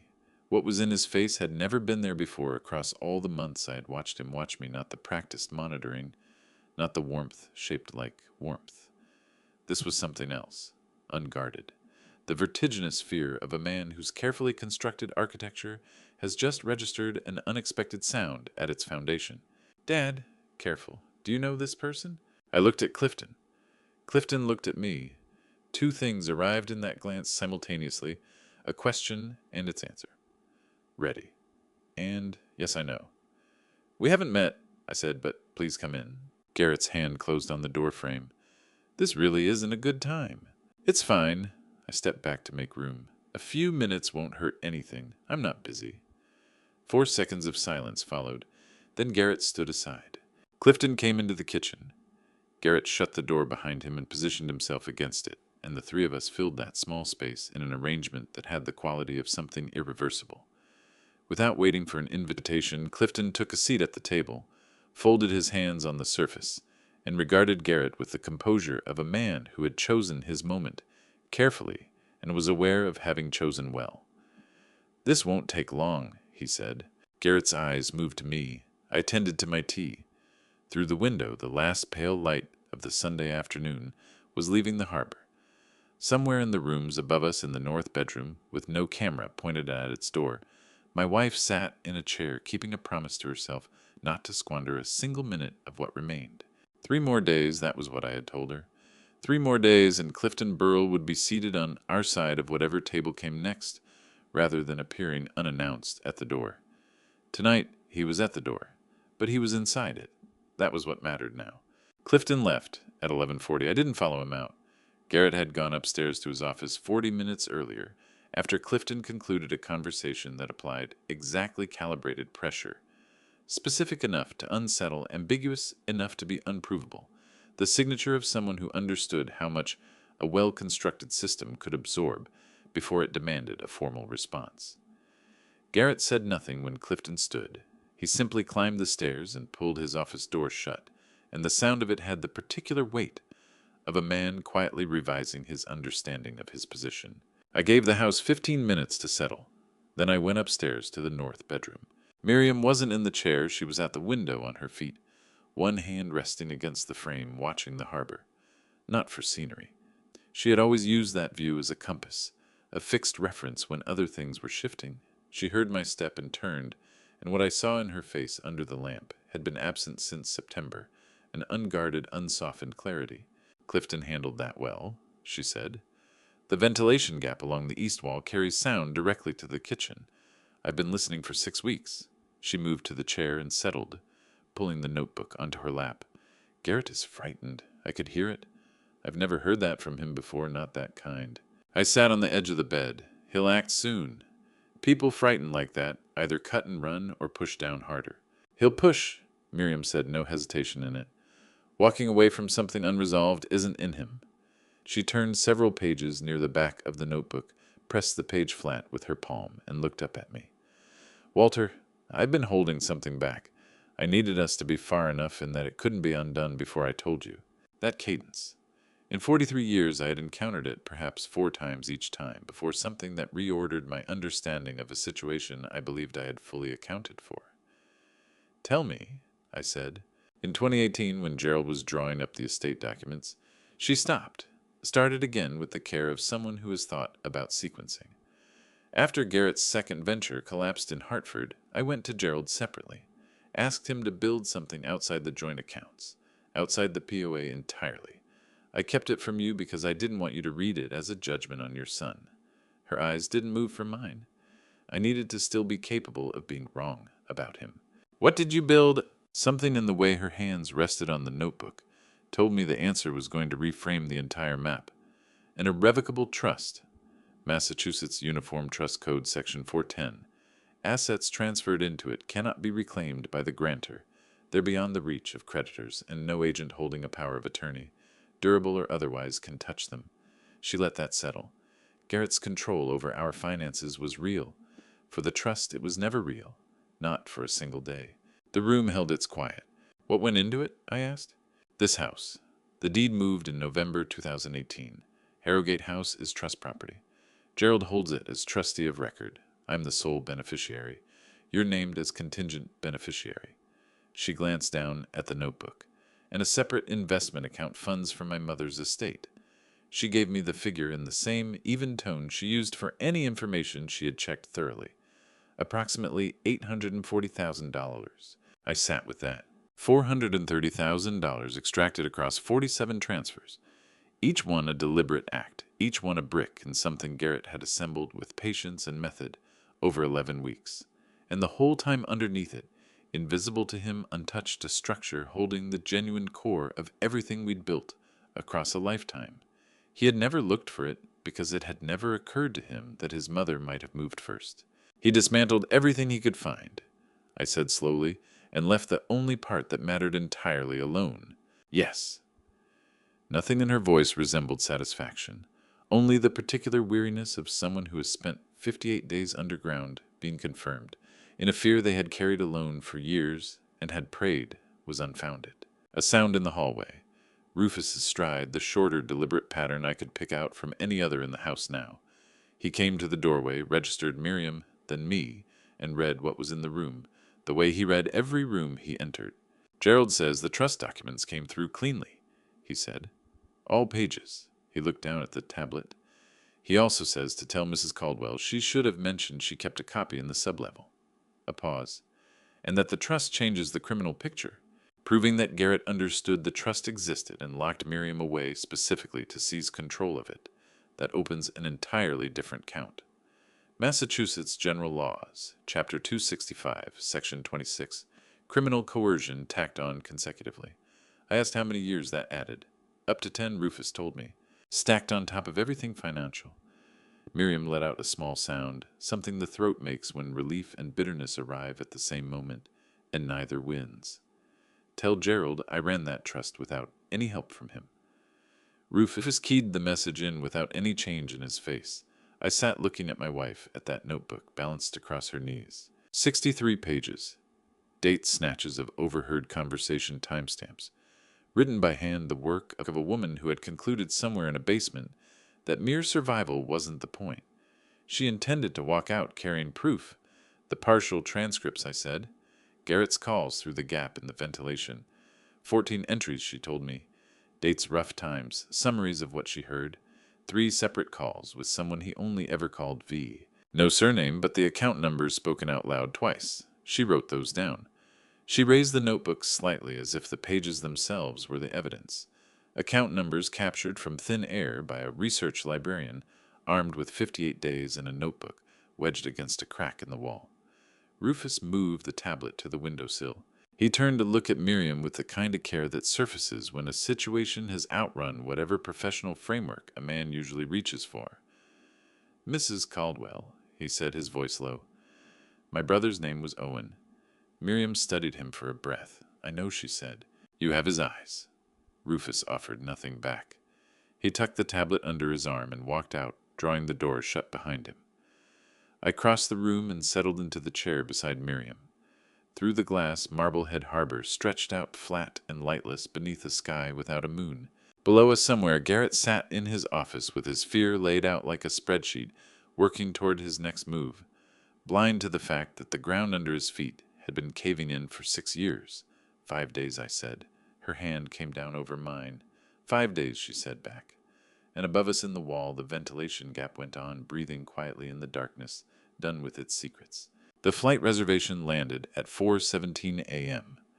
Rufus had been watching Garrett's email through the router diagnostic port, the same channel he'd been using to monitor Garrett's camera sweeps for the past 3 weeks.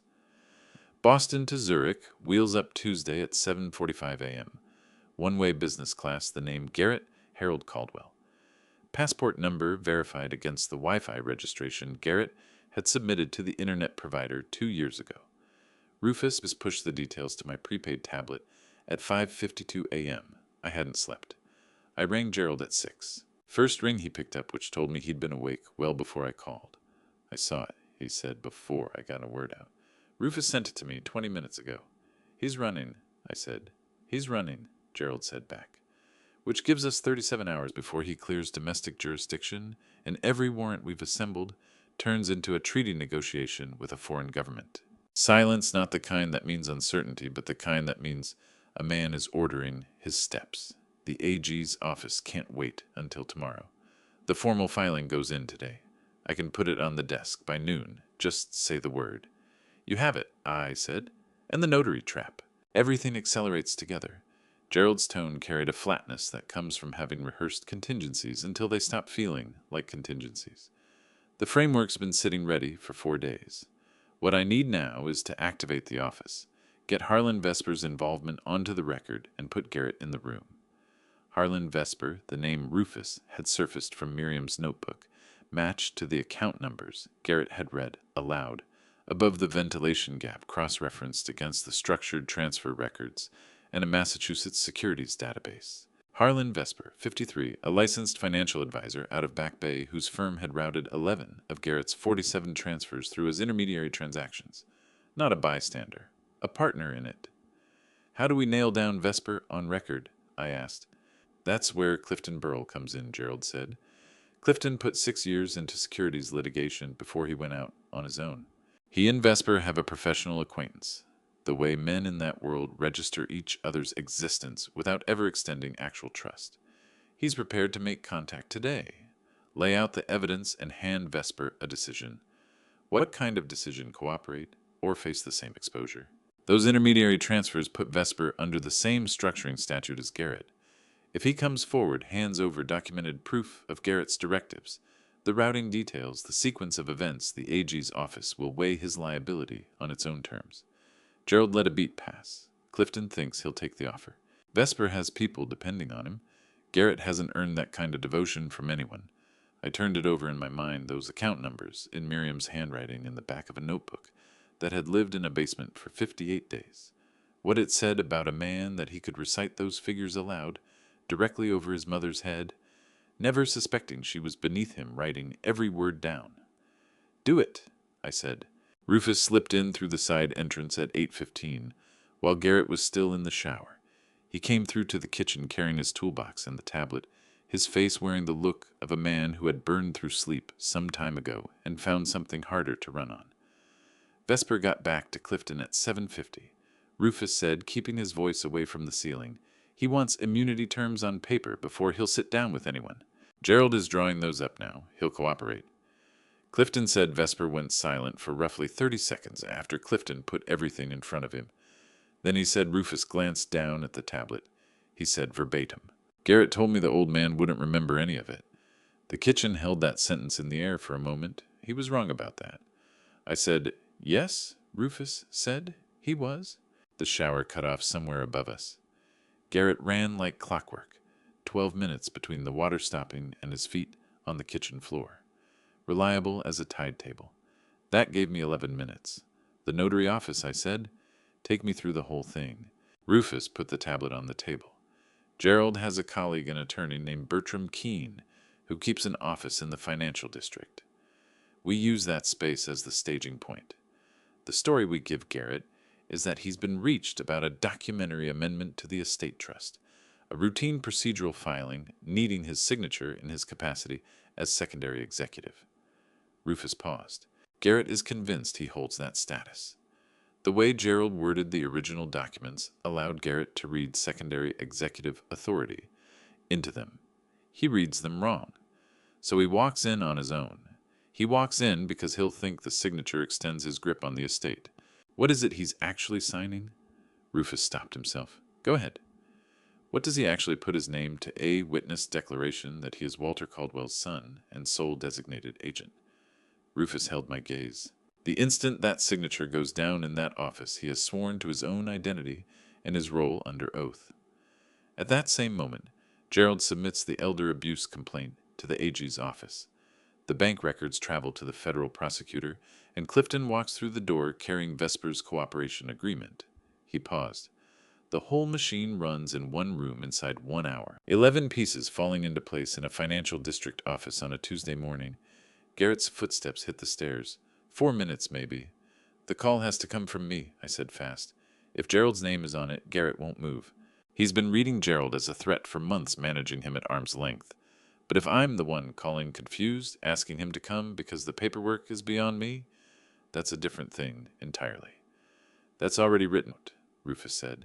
He drew a folded index card from his shirt pocket and laid it in front of me on the table. Gerald drafted it last night. Ring Garrett at 9:30 after his coffee once he's settled.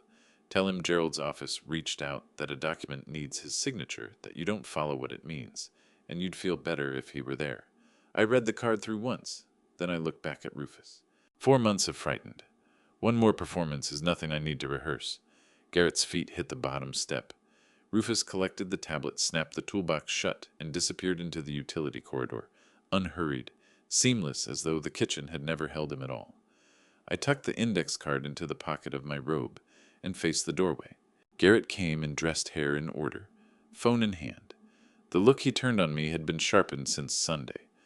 The focused attention of a man who has privately resolved something and is watching to see whether anyone else can tell. Good morning, I said. He let the silence sit for just a beat too long.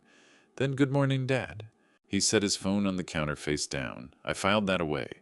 A man who has purchased a one-way ticket to Zurich, without telling his father, keeps the screen where no one can read it. By 7:45 tomorrow morning, he planned to be airborne. That was not going to happen. At 9:28 a.m., I walked to the kitchen, lifted the house phone, and dialed Garrett's cell. His office sat directly above me. I heard it ring through the ceiling. One ring, then the scrape of his chair and his steps crossing toward the desk. Dad, he answered with the particular weariness that had quietly replaced concern in his voice over the past 3 days. Why are you calling the house phone? I let my voice carry the faint tremor. I'd been practicing the one that lived at the precise crossroads of genuine confusion and low-grade distress. Gerald's office rang this morning. A woman, I never caught her name.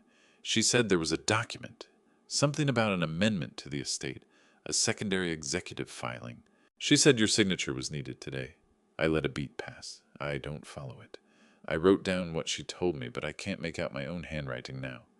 Silence. I counted 4 seconds. What time did they call? He asked. Early before you came downstairs. I forgot to mention it because I let the sentence dissolve the way a muddled man's sentences do. I'm sorry, Garrett. I should have said something sooner. Another silence briefer than the first. I could feel him weighing it. The prospect of putting his signature on something that extended his authority over the estate was precisely the kind of move his timetable demanded, before a one-way departure at 7:45 the following morning. It slotted in too cleanly. It ought to have raised his guard, but a man sprinting toward an exit doesn't always stop to examine what's sitting too conveniently in his path. I'll call Gerald's office, he said. The woman left a number, I said. I read it from the index card, Bertram Keene's office line, which Gerald had routed through a legitimate answering service that would confirm the appointment if Garrett rang to check. She said 11:10. She said it was time sensitive. The chair moved again above me. I'll take care of it, Dad. Don't give it another thought. Will you bring me along? I asked. I'd like to understand what I'm agreeing to. A pause longer than the previous ones. This was the variable Gerald had anticipated. Garrett would want to manage the meeting himself, without me beside him to observe or ask questions. But a bewildered, accommodating old man requesting to accompany his son to a legal appointment was not something Garrett could turn down without cracking the front he had maintained for 4 months. Of course, he said. Be ready at 10:30. I set the phone down and stood in the kitchen for a moment. Then I went to the north bedroom. Miriam was already dressed. She had been since 7, sitting in the chair with the notebook closed across her lap, hands resting on top of it, the posture of someone who has done all their preparing and is now simply holding still for the thing they prepared for to arrive. She read my face the instant I opened the door. He took it, she said. He took it. She let out a breath, slow, deliberate, the kind that carries something with it on the way out. How long? We go at 10:30. Gerald has everything in position. Rufus will stay here with you until I stopped and started again, until it's finished. She crossed to me and put both hands on my face the way she had done once before, on a morning 31 years ago when I'd told her I was leaving the university post I'd held for 12 years, for something with far less certainty to it. She had looked at me that morning and decided without needing to say so that she was coming with me into whatever it was. She was looking at me the same way now. Walter, she said. Come back. I will, I said. I'm not asking you to be careful, she said. I'm asking you to come back. Those aren't the same thing. I put my hands over hers. Through the window behind her, Marblehead Harbor lay gray and cold beneath a sky the color of old pewter, and the wisteria climbing the north wall was bare and skeletal. I found myself thinking about spring, not as consolation, but the way you think of it, deep in a hard winter, as something immovable and patient, sitting on the far side of whatever you still have to get through. I'll come back, I said. At 10:25, Rufus stepped out of the utility corridor. He looked at me once, checked his watch, and gave a short nod. Camera loop is running, he said quietly. Gerald confirmed the AG filing cleared at 9:50. Clifton is already at the financial district office. Vesper's cooperation agreement was signed at 9:15. He paused. Everything is where it needs to be. And Garrett has no idea about Vesper, I said. Garrett believes Vesper's still his, Rufus said. He's been counting on that for 8 months. Garrett came downstairs at 10:29. He was wearing his good coat, the navy wool. One he reserved for meetings he considered important. He had nothing on him but his phone, his keys, and the expression of a man who has decided that whatever he is walking into is within his ability to manage. He looked at me standing there in my coat and scarf and said, You didn't need to dress up, Dad. I wanted to look presentable, I said, for the lawyers. Something passed across his face, not quite amusement, but the outline of where amusement might have been. He held the front door, and I passed through it ahead of him down the porch steps and across the gravel to his car. The air outside was sharp and clean, the smell of the harbor cutting through the cold. For the first time in 4 months, I was standing outside that house, without a managed excuse or a monitored window to account for it. In the car Garrett drove, and I sat with my hands folded on my lap, watching the Marblehead streets fall away and the highway open up ahead. He played no music. He placed no calls. He drove with the quiet focus of a man carefully tending his own composure. I sat beside him and thought about 43 years in wisteria and a notebook full of overheard calls and a woman in a chair who hadn't asked me to be careful only to return. I meant to do both. We were 12 miles out from Boston when Garrett said, without turning his head, I've been thinking about your future, Dad, once all of this is settled.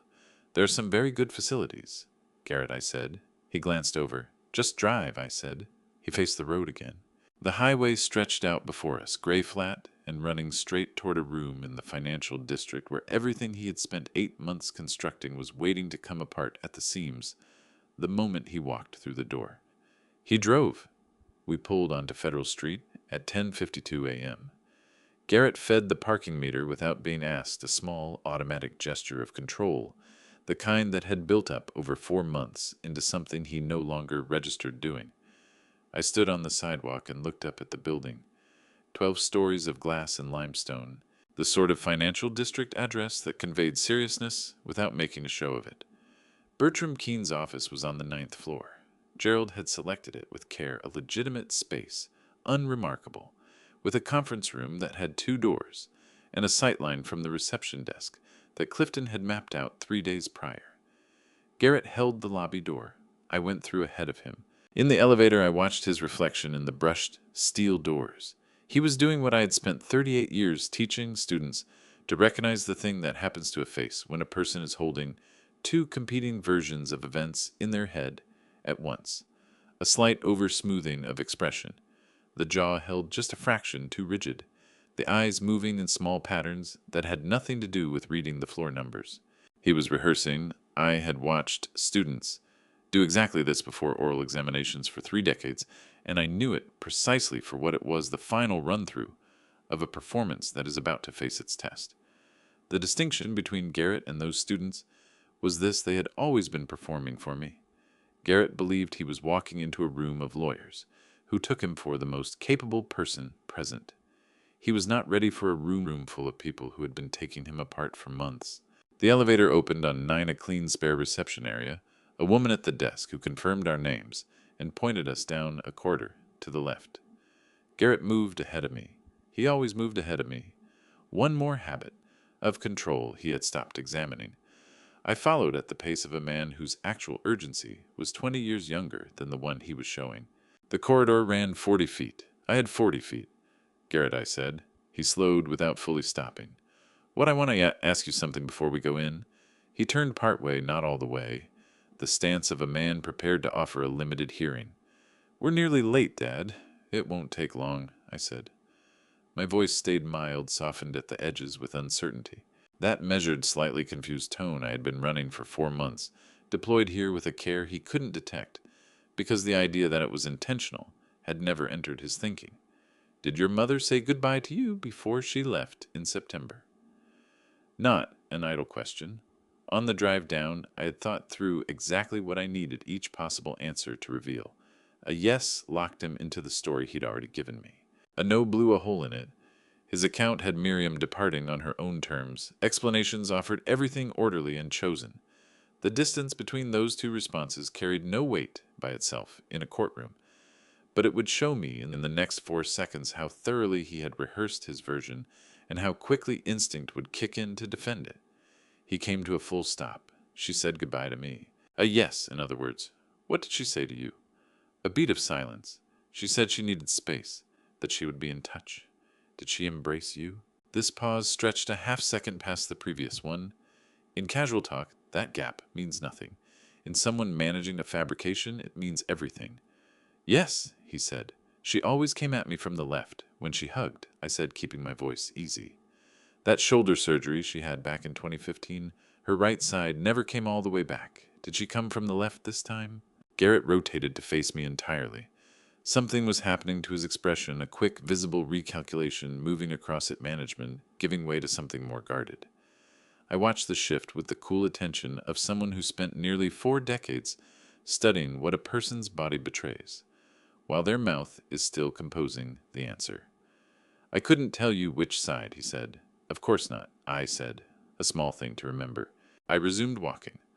Rather than cutting ahead, as he had been doing all morning, he came alongside me, and I noted that without remarking on it. The conference room door was cracked open a few inches. Through the gap, I could pick out the edge of the long table, a pair of chairs, a water pitcher catching the light. Gerald's back turned to me, Clifton Burrell's face in profile, and at the far end a man I had never stood in the same room with, though Rufus had pulled his photograph from a securities database 3 days ago. Harlan Vesper read, younger than 53, well put together, lean, carrying the faintly over-controlled expression of someone who has signed something that cannot be unsigned and is still reckoning with what it cost.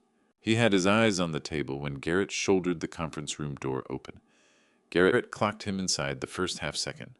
What I saw travel through Garrett was not visible in his face. His face held, but his shoulders climbed a 1/4 inch and didn't come back down.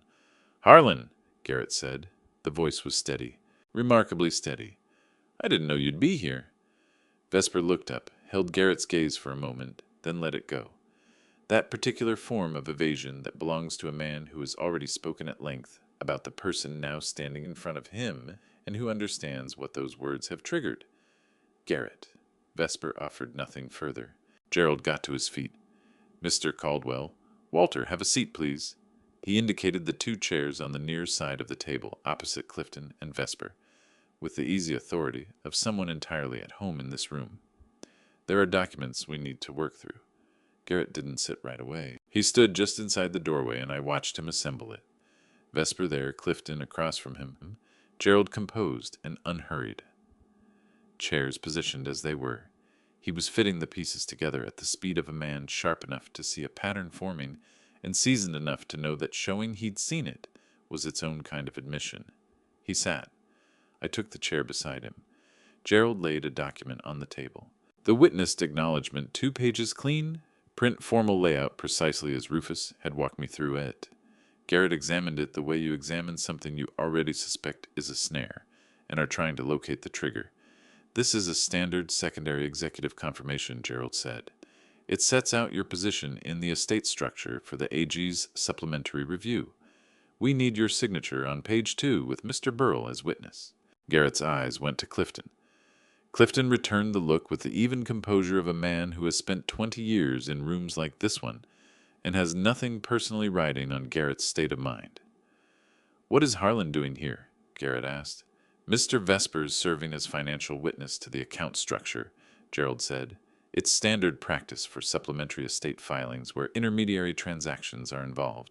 The phrase intermediary transactions dropped into the room and settled there with a density that only 2 people at the table were equipped to feel. Garrett's left hand, which had been resting flat beside the document, shifted a 1/4 inch in its direction and then went still. "I think I'd prefer to have my attorney here before anything gets signed," Garrett said. "Naturally," Gerald said, his tone unchanged. "Call whoever you need." He let a beat go by. "Although the AG's filing window shuts at 2 p.m. today. Past that point, the supplementary evidence goes through automatically under the Emergency Elder Affairs Protocol." A shorter pause. "Your name on this before 2 simply puts your cooperation on the record. Without it, the record still gets made." Garrett studied the document. He looked across at Vesper, who had found something absorbing in the water pitcher. He looked at Clifton, who was watching Garrett with patient attention. Then he looked at me. I had my gaze on my own hands flat on the table in front of me, the right and the left lying together, one more practiced, one more guarded one that had put its signature to 38 years of academic life, and one that had signed a single revocation document at a study desk on a Sunday afternoon, while a notary's seal bit into paper, already bound for the county registry. I kept my eyes down. "I want to know what it is I'm actually signing," Garrett said. Something in his voice had shifted. Not collapsed? Not yet. Garrett wasn't the kind to collapse easily, but it had adjusted the way a finely tuned instrument adjusts when the room it was calibrated for has stopped being the room it's in. Gerald nudged the document 2 inches across the table toward Garrett's side. "Quite straightforward," Gerald said. "Shall I take you through it, line by line?" At 11:17 a.m., Garrett stood up. No preamble, he pushed the chair back and came to his feet in one motion, the kind that carries a very specific energy. A man who has concluded that the spatial logic of a room is working against him, and has decided departure is the only way to change that. He settled his coat. His hand rested a moment on the back of the chair, as if he were weighing whether to bring it. "I need some air," he said. "Of course," Gerald said. Gerald didn't move. Garrett went to the conference room door, the one we had come through, the one connecting to the corridor, to the elevator to the lobby, to Federal Street, and a car, and Logan Airport, and a one-way flight at 7:45 the next morning. He closed his hand around the handle. The door swung open from the other side. 2 people stepped through. The first I hadn't seen before. Mid-40s, dark suit credentials, wallet flipped open in a motion that had clearly been made hundreds of times. Special Agent Diane Calloway, FBI Financial Crimes Unit, Boston Field Office. The second was a man whose face matched Gerald's description precisely, the Assistant District Attorney for Essex County, whose name I won't write here because it belongs to the public record, and this is not that. One step back was all Garrett managed before he stopped, and I watched the final structural layer of his composure encounter something it had not been built to withstand. "Mr. Caldwell," Agent Calloway said, "please take a seat." Garrett turned his eyes to me. I was still looking at my hands on the table. I hadn't shifted since Gerald's question. I didn't look up now. Whatever was on Garrett's face in that moment, I had already seen every version of it across 4 months of living under the same roof. And there was nothing I wanted to give him to read in mine. He sat down. What came next ran 91 minutes. I know that because I kept my eyes on the wall clock above Gerald's head and tracked every increment, the thing you do when stillness is what's required of you, but the room around you is anything but still. Agent Calloway ran the formal proceedings. The ADA took notes by hand on her right. Gerald laid the documentation out in sequence. The bank logs first, all 47 transfers arranged in a printed summary that Agent Calloway set in front of Garrett without a word of commentary. The biometric enrollment records followed. Then the pharmaceutical courier documentation Rufus had put together. And then Miriam's notebook, which Gerald had taken in as a scanned file and run off in full 63 pages, each bearing its date, each one a log of what a woman pressed against a gap in a basement wall had heard while her son went about his life in the house overhead. Garrett sat with those pages in front of him for a long time. "Those are inadmissible," he said finally. "A private residence. No warrant was issued. Mrs. Caldwell was a lawful resident of that property." Gerald clarified the point. She wasn't classified as a third-party interceptor. Conversations she could hear from within the shared walls of the property were admissible under Massachusetts evidentiary rules. He let that sit a moment. The AG's office had already signed off on it. Garrett turned toward Harlan Vesper. Vesper's gaze was fixed on the tabletop with the kind of intensity men direct at surfaces when they're not actually seeing them. The stillness of someone who has already said everything he had to say in this room and is now simply absorbing where those words have landed. Harlan Garrett said. Vesper raised his eyes. There was something in his face that marked a line crossed and left behind. "I'm sorry, Garrett," he said. "They already had the account numbers." A heavy quiet settled over the room. Agent Calloway placed a second document on the table directly in front of Garrett. "Mr. Caldwell," she said, "I want to be exact about where things stand. We have 47 structured transfers totaling $430,000 carried out through your biometric authorization. We have intermediary transaction records that Mr. Vesper has confirmed. We have pharmaceutical documentation consistent with unlicensed compound distribution. We have 58 days of contemporaneous observation records from the sublevel of the Lantern Bluff Road property." She paused. "Beyond that, we have property title and investment trust records submitted this morning through Gerald Ashford's office, establishing that approximately $840,000 in additional assets fell entirely outside the scope of your power of attorney." Garrett made no reply. Agent Calloway went on, her voice holding the same level, unhurried tone. "The sublevel was reviewed by the Essex County Forensic Team as of 9 this morning. Access records, ventilation configurations, supply inventory. Every element has been cataloged." She put a photograph on the table between us. I didn't look at it. "Mrs. Caldwell has given a preliminary statement," Agent Calloway said. "She is currently receiving medical care at Beth Israel Deaconess Medical Center." That last part was new to me. Gerald hadn't mentioned it. What passed through me wasn't surprise. It was closer to the feeling of setting down something you've been gripping without realizing it. Miriam was at Beth Israel. She was out of that house. She was being looked after by people whose only job was her well-being, and I no longer had to tally the days. I pressed both palms flat on the table and drew a breath. Garrett studied the photograph for a long moment. Then his gaze came up to find me, and this time I held it, because something in the texture of that silence told me he was asking me to. The performance was gone from his face. What remained beneath it wasn't what I had braced for. There was no defiance in it, no arithmetic, none of the cool management I had watched him run for all those months. What I saw instead was something rawer and older, the look of a man reaching the terminus of a road. He has walked a very long way down, only to discover that it wasn't a destination at all, just the point where his legs gave out. "I needed the money," he said, quietly, not as a defense, more like a confession of bewilderment, the disorientation of a man who had spent months convincing himself the reason was good enough, and was only now in this room beginning to wonder whether it ever had been. "The firm was underwater. There were obligations. I didn't know how else, Garrett," I said. He stopped. "I know," I said. "I have known for a long time that you were drowning. I would have helped you." My voice stayed even, None of this was necessary. I would have helped you. The silence that came after those words was the heaviest the room had held. Garrett looked down at his hands. Agent Calloway studied her document. Clifton Burrell turned his face toward the window. Gerald fixed his attention on nothing in particular, in the manner of a man with long experience of confessions in rooms like this one, someone who recognizes that this beat belongs to the people living it, not to the proceedings that come after. I know, Garrett said, at last, barely above a whisper. I know you would have. Agent Calloway reached for her pen. Mr. Caldwell, she said, I need to advise you of your rights. He gave a single nod. After that, he didn't look at me. I checked the clock. 1:48 p.m. 12 minutes remained before the AG's filing window shut, though that no longer mattered.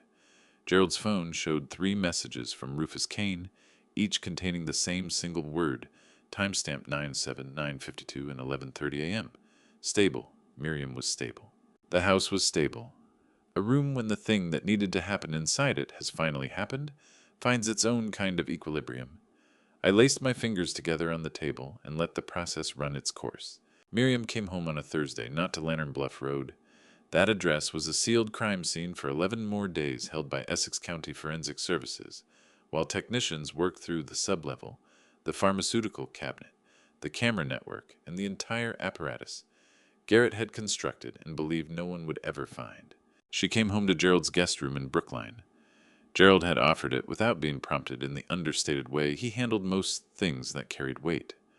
The room had 2 windows that opened onto a garden, a reading lamp Miriam judged acceptable on first sight, and a door fitted with an interior lock, something she noted aloud exactly once, and didn't elaborate on and didn't need to. I was present for her discharge. I had come every day during those 6 days. The physicians at Beth Israel had applied the word malnourished with the clinical restraint of people who know that accuracy is its own form of dignity. They had also documented mild hypothermia, vitamin deficiency, and stress-induced cardiac irregularity, the last requiring 3 days of continuous monitoring before the team was willing to let it go. It resolved cleanly. No one on the medical staff used the word remarkable, but I had caught it in the attending physician's expression on the 4th day, when Miriam requested a pen and a notepad and spent 2 hours composing a supplementary statement for the AG's office from her hospital bed. Remarkable didn't cover it, but nothing else quite fit. The Friday following her discharge, Gerald came to Brookline. He settled across from us at the kitchen table leather folder in front of him, wearing the look he saved for news that was both good and expensive. The look of someone who has never confused justice with relief and isn't about to start. The charges were filed on Wednesday, he said. I want to walk through all of them with you. Miriam had her tea. I had nothing in front of me. We listened. The federal counts led. Structuring financial transactions to evade reporting requirements. 47 counts under 31 USC. Burf 532.4. 1 count per transfer, each carrying a maximum of 5 years under federal sentencing guideline. The routing of funds through Vesper's firm had layered in a conspiracy charge under 18 USC and 371, which the federal prosecutor had committed to pursuing alongside the rest. The federal exposure on its own is substantial, Gerald said, but the Massachusetts counts are what will shape the actual sentence. He turned to the next page. Elder financial abuse under Massachusetts general laws. Chapter 19A, Section 15, with enhanced penalties. The victim being over 60 and the conduct involving a relationship of trust. Unlawful confinement under MGL, Chapter 265, Section 26A. Criminal coercion under Chapter 265, Section 26, grounded in Miriam's documented testimony that the confinement was deployed as leverage over the irrevocable trust. Unlicensed distribution of pharmaceutical compounds under MGL Chapter 94C, covering the yellow powder capsules found in the sublevel. The county returned the house on December 19th. Gerald phoned at 8 a.m., his voice carrying the particular quality of a man reading the last entry off a list he has spent months working through. The forensic seal was lifted. A county contractor had changed the locks. A cleaning crew Gerald had quietly arranged went through Harrogate House the day before. The property on Lantern Bluff Road was in every legal and practical sense ours again.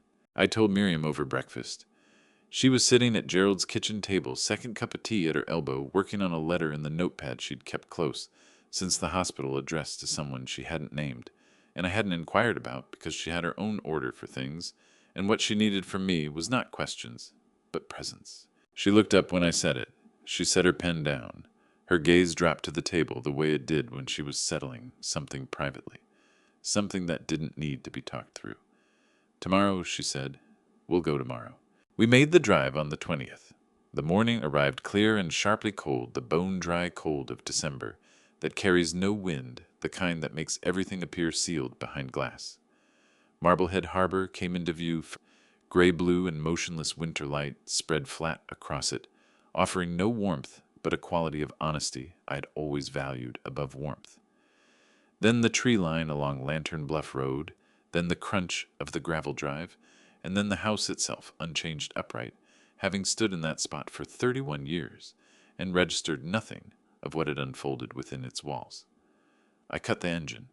Neither of us moved to get out. "Are you ready?" I asked. Miriam looked at the house, at the north wall where the wisteria climbed the gold trellis. Bare now, the canes cut back to their bones, gray-brown against the white clapboard. Come March, it would begin its work again. By April, it would be excessive, the way it always became excessive in April. "I've been ready since September 15th, she said. "I only had to wait for the door to open." We went inside. The cleaning crew had been thorough. The air carried something neutral, scrubbed the specific absence of smell that settles in after everything that had been allowed to accumulate has been taken away. I stood in the front hall and took in the staircase, the coat hooks, the small table where Garrett had set his keys down every night for 4 months. The keys were gone. The table was just a table again. Miriam went straight to the kitchen. I watched her plant herself in the middle of the room and study the cabinet above the sink, the one that had held those amber bottles in their tidy rows. Empty now. The forensic team had cleared it entirely. She held her gaze there for a long moment. "I want to paint this room," she said. "A different color. What color I don't know yet." She turned away from the cabinet. "Something that doesn't remind me of a place where a person got managed. We can make it whatever color you choose," I told her. She gave a small nod and moved to the window above. The sink looked out at the north wall, and I watched something shift in her face. The particular change that came when she located something she had been searching for. I crossed the room to stand beside her. The wisteria was stripped bare the way it had been every December for 31 years. But down at the base of the trellis, where the oldest woody cane met the stone foundation, a single new shoot had come up fine as wire pale green against all that gray angling up along the slats, with the confident indifference of something that hasn't yet been told how much winter remains. "It's early," I said. "It's always early when it starts," Miriam said. She laid her hand over mine on the sill, the same gesture, the same hand, the same settled weight of it that I had known for 43 years. "That's the whole point. We ate lunch at the kitchen table, things we'd brought up from Brookline. Through the afternoon we moved from room to room, not to examine anything, but to reintroduce ourselves, to restore the house to its plain, ordinary meaning, one space at a time, the way you ease back into a language that someone has kept you from speaking. The study where the Sandberg collection stood undisturbed, on the shelf in its familiar place. The north bedroom empty now, the chair by the window, simply a chair. The utility corridor, the padlock gunned the basement door hanging open onto a space that was nothing more than a basement. We didn't go down. Late in the afternoon, Miriam settled in the study, and I took my coat out to the porch steps and sat watching the harbor go dark. After a while, I reached into my pocket for the small notebook I had been carrying since November. Not the legal journal, not the evidence record, the personal one, the one I'd started the night Rufus left his note in my coat pocket. I found the last page with writing and read the final entry. October 28th, stopped the pills 3 days ago. The fog is lifting. I think I'm still myself. Beneath it, I wrote today's date, December 20th, 2024. Then I wrote, "She is home. The house is ours. The wisteria is starting again." I sat with those words a moment. Then I added one more line, not because it was the most important lesson the past 4 months had given me, but because it was the most honest one, the one that had taken the longest to arrive at, and that I could not trust myself to hold on to without writing it down. "Trust is not a feeling. It is a decision you make each day with whatever information you have, knowing you will never have it all. It can be turned against you.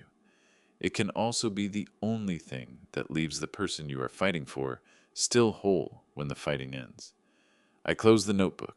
From inside the house came the sound of Miriam moving from the study to the kitchen, then the kettle, the specific click of it settling onto the burner, the sound that had framed every ordinary evening for 3 decades. A cabinet opened. 2 cups were set down, not the cabinet above the sink, a different one. I pushed up from the porch steps and went inside, and the house was warm and lit and carried no smell at all. If you've stayed with me until now, I want to thank you. That means something to me, genuinely. Looking back on everything that happened in that house, the months of fog, the counted days, the slow work of finding my way back to myself, I won't pretend it cost nothing. It cost a great deal. What it gave me in return was harder to name for a long time. I believe God does not always remove the trial quickly. Sometimes the timing is slow and it asks everything of you before the door opens. But the door does open.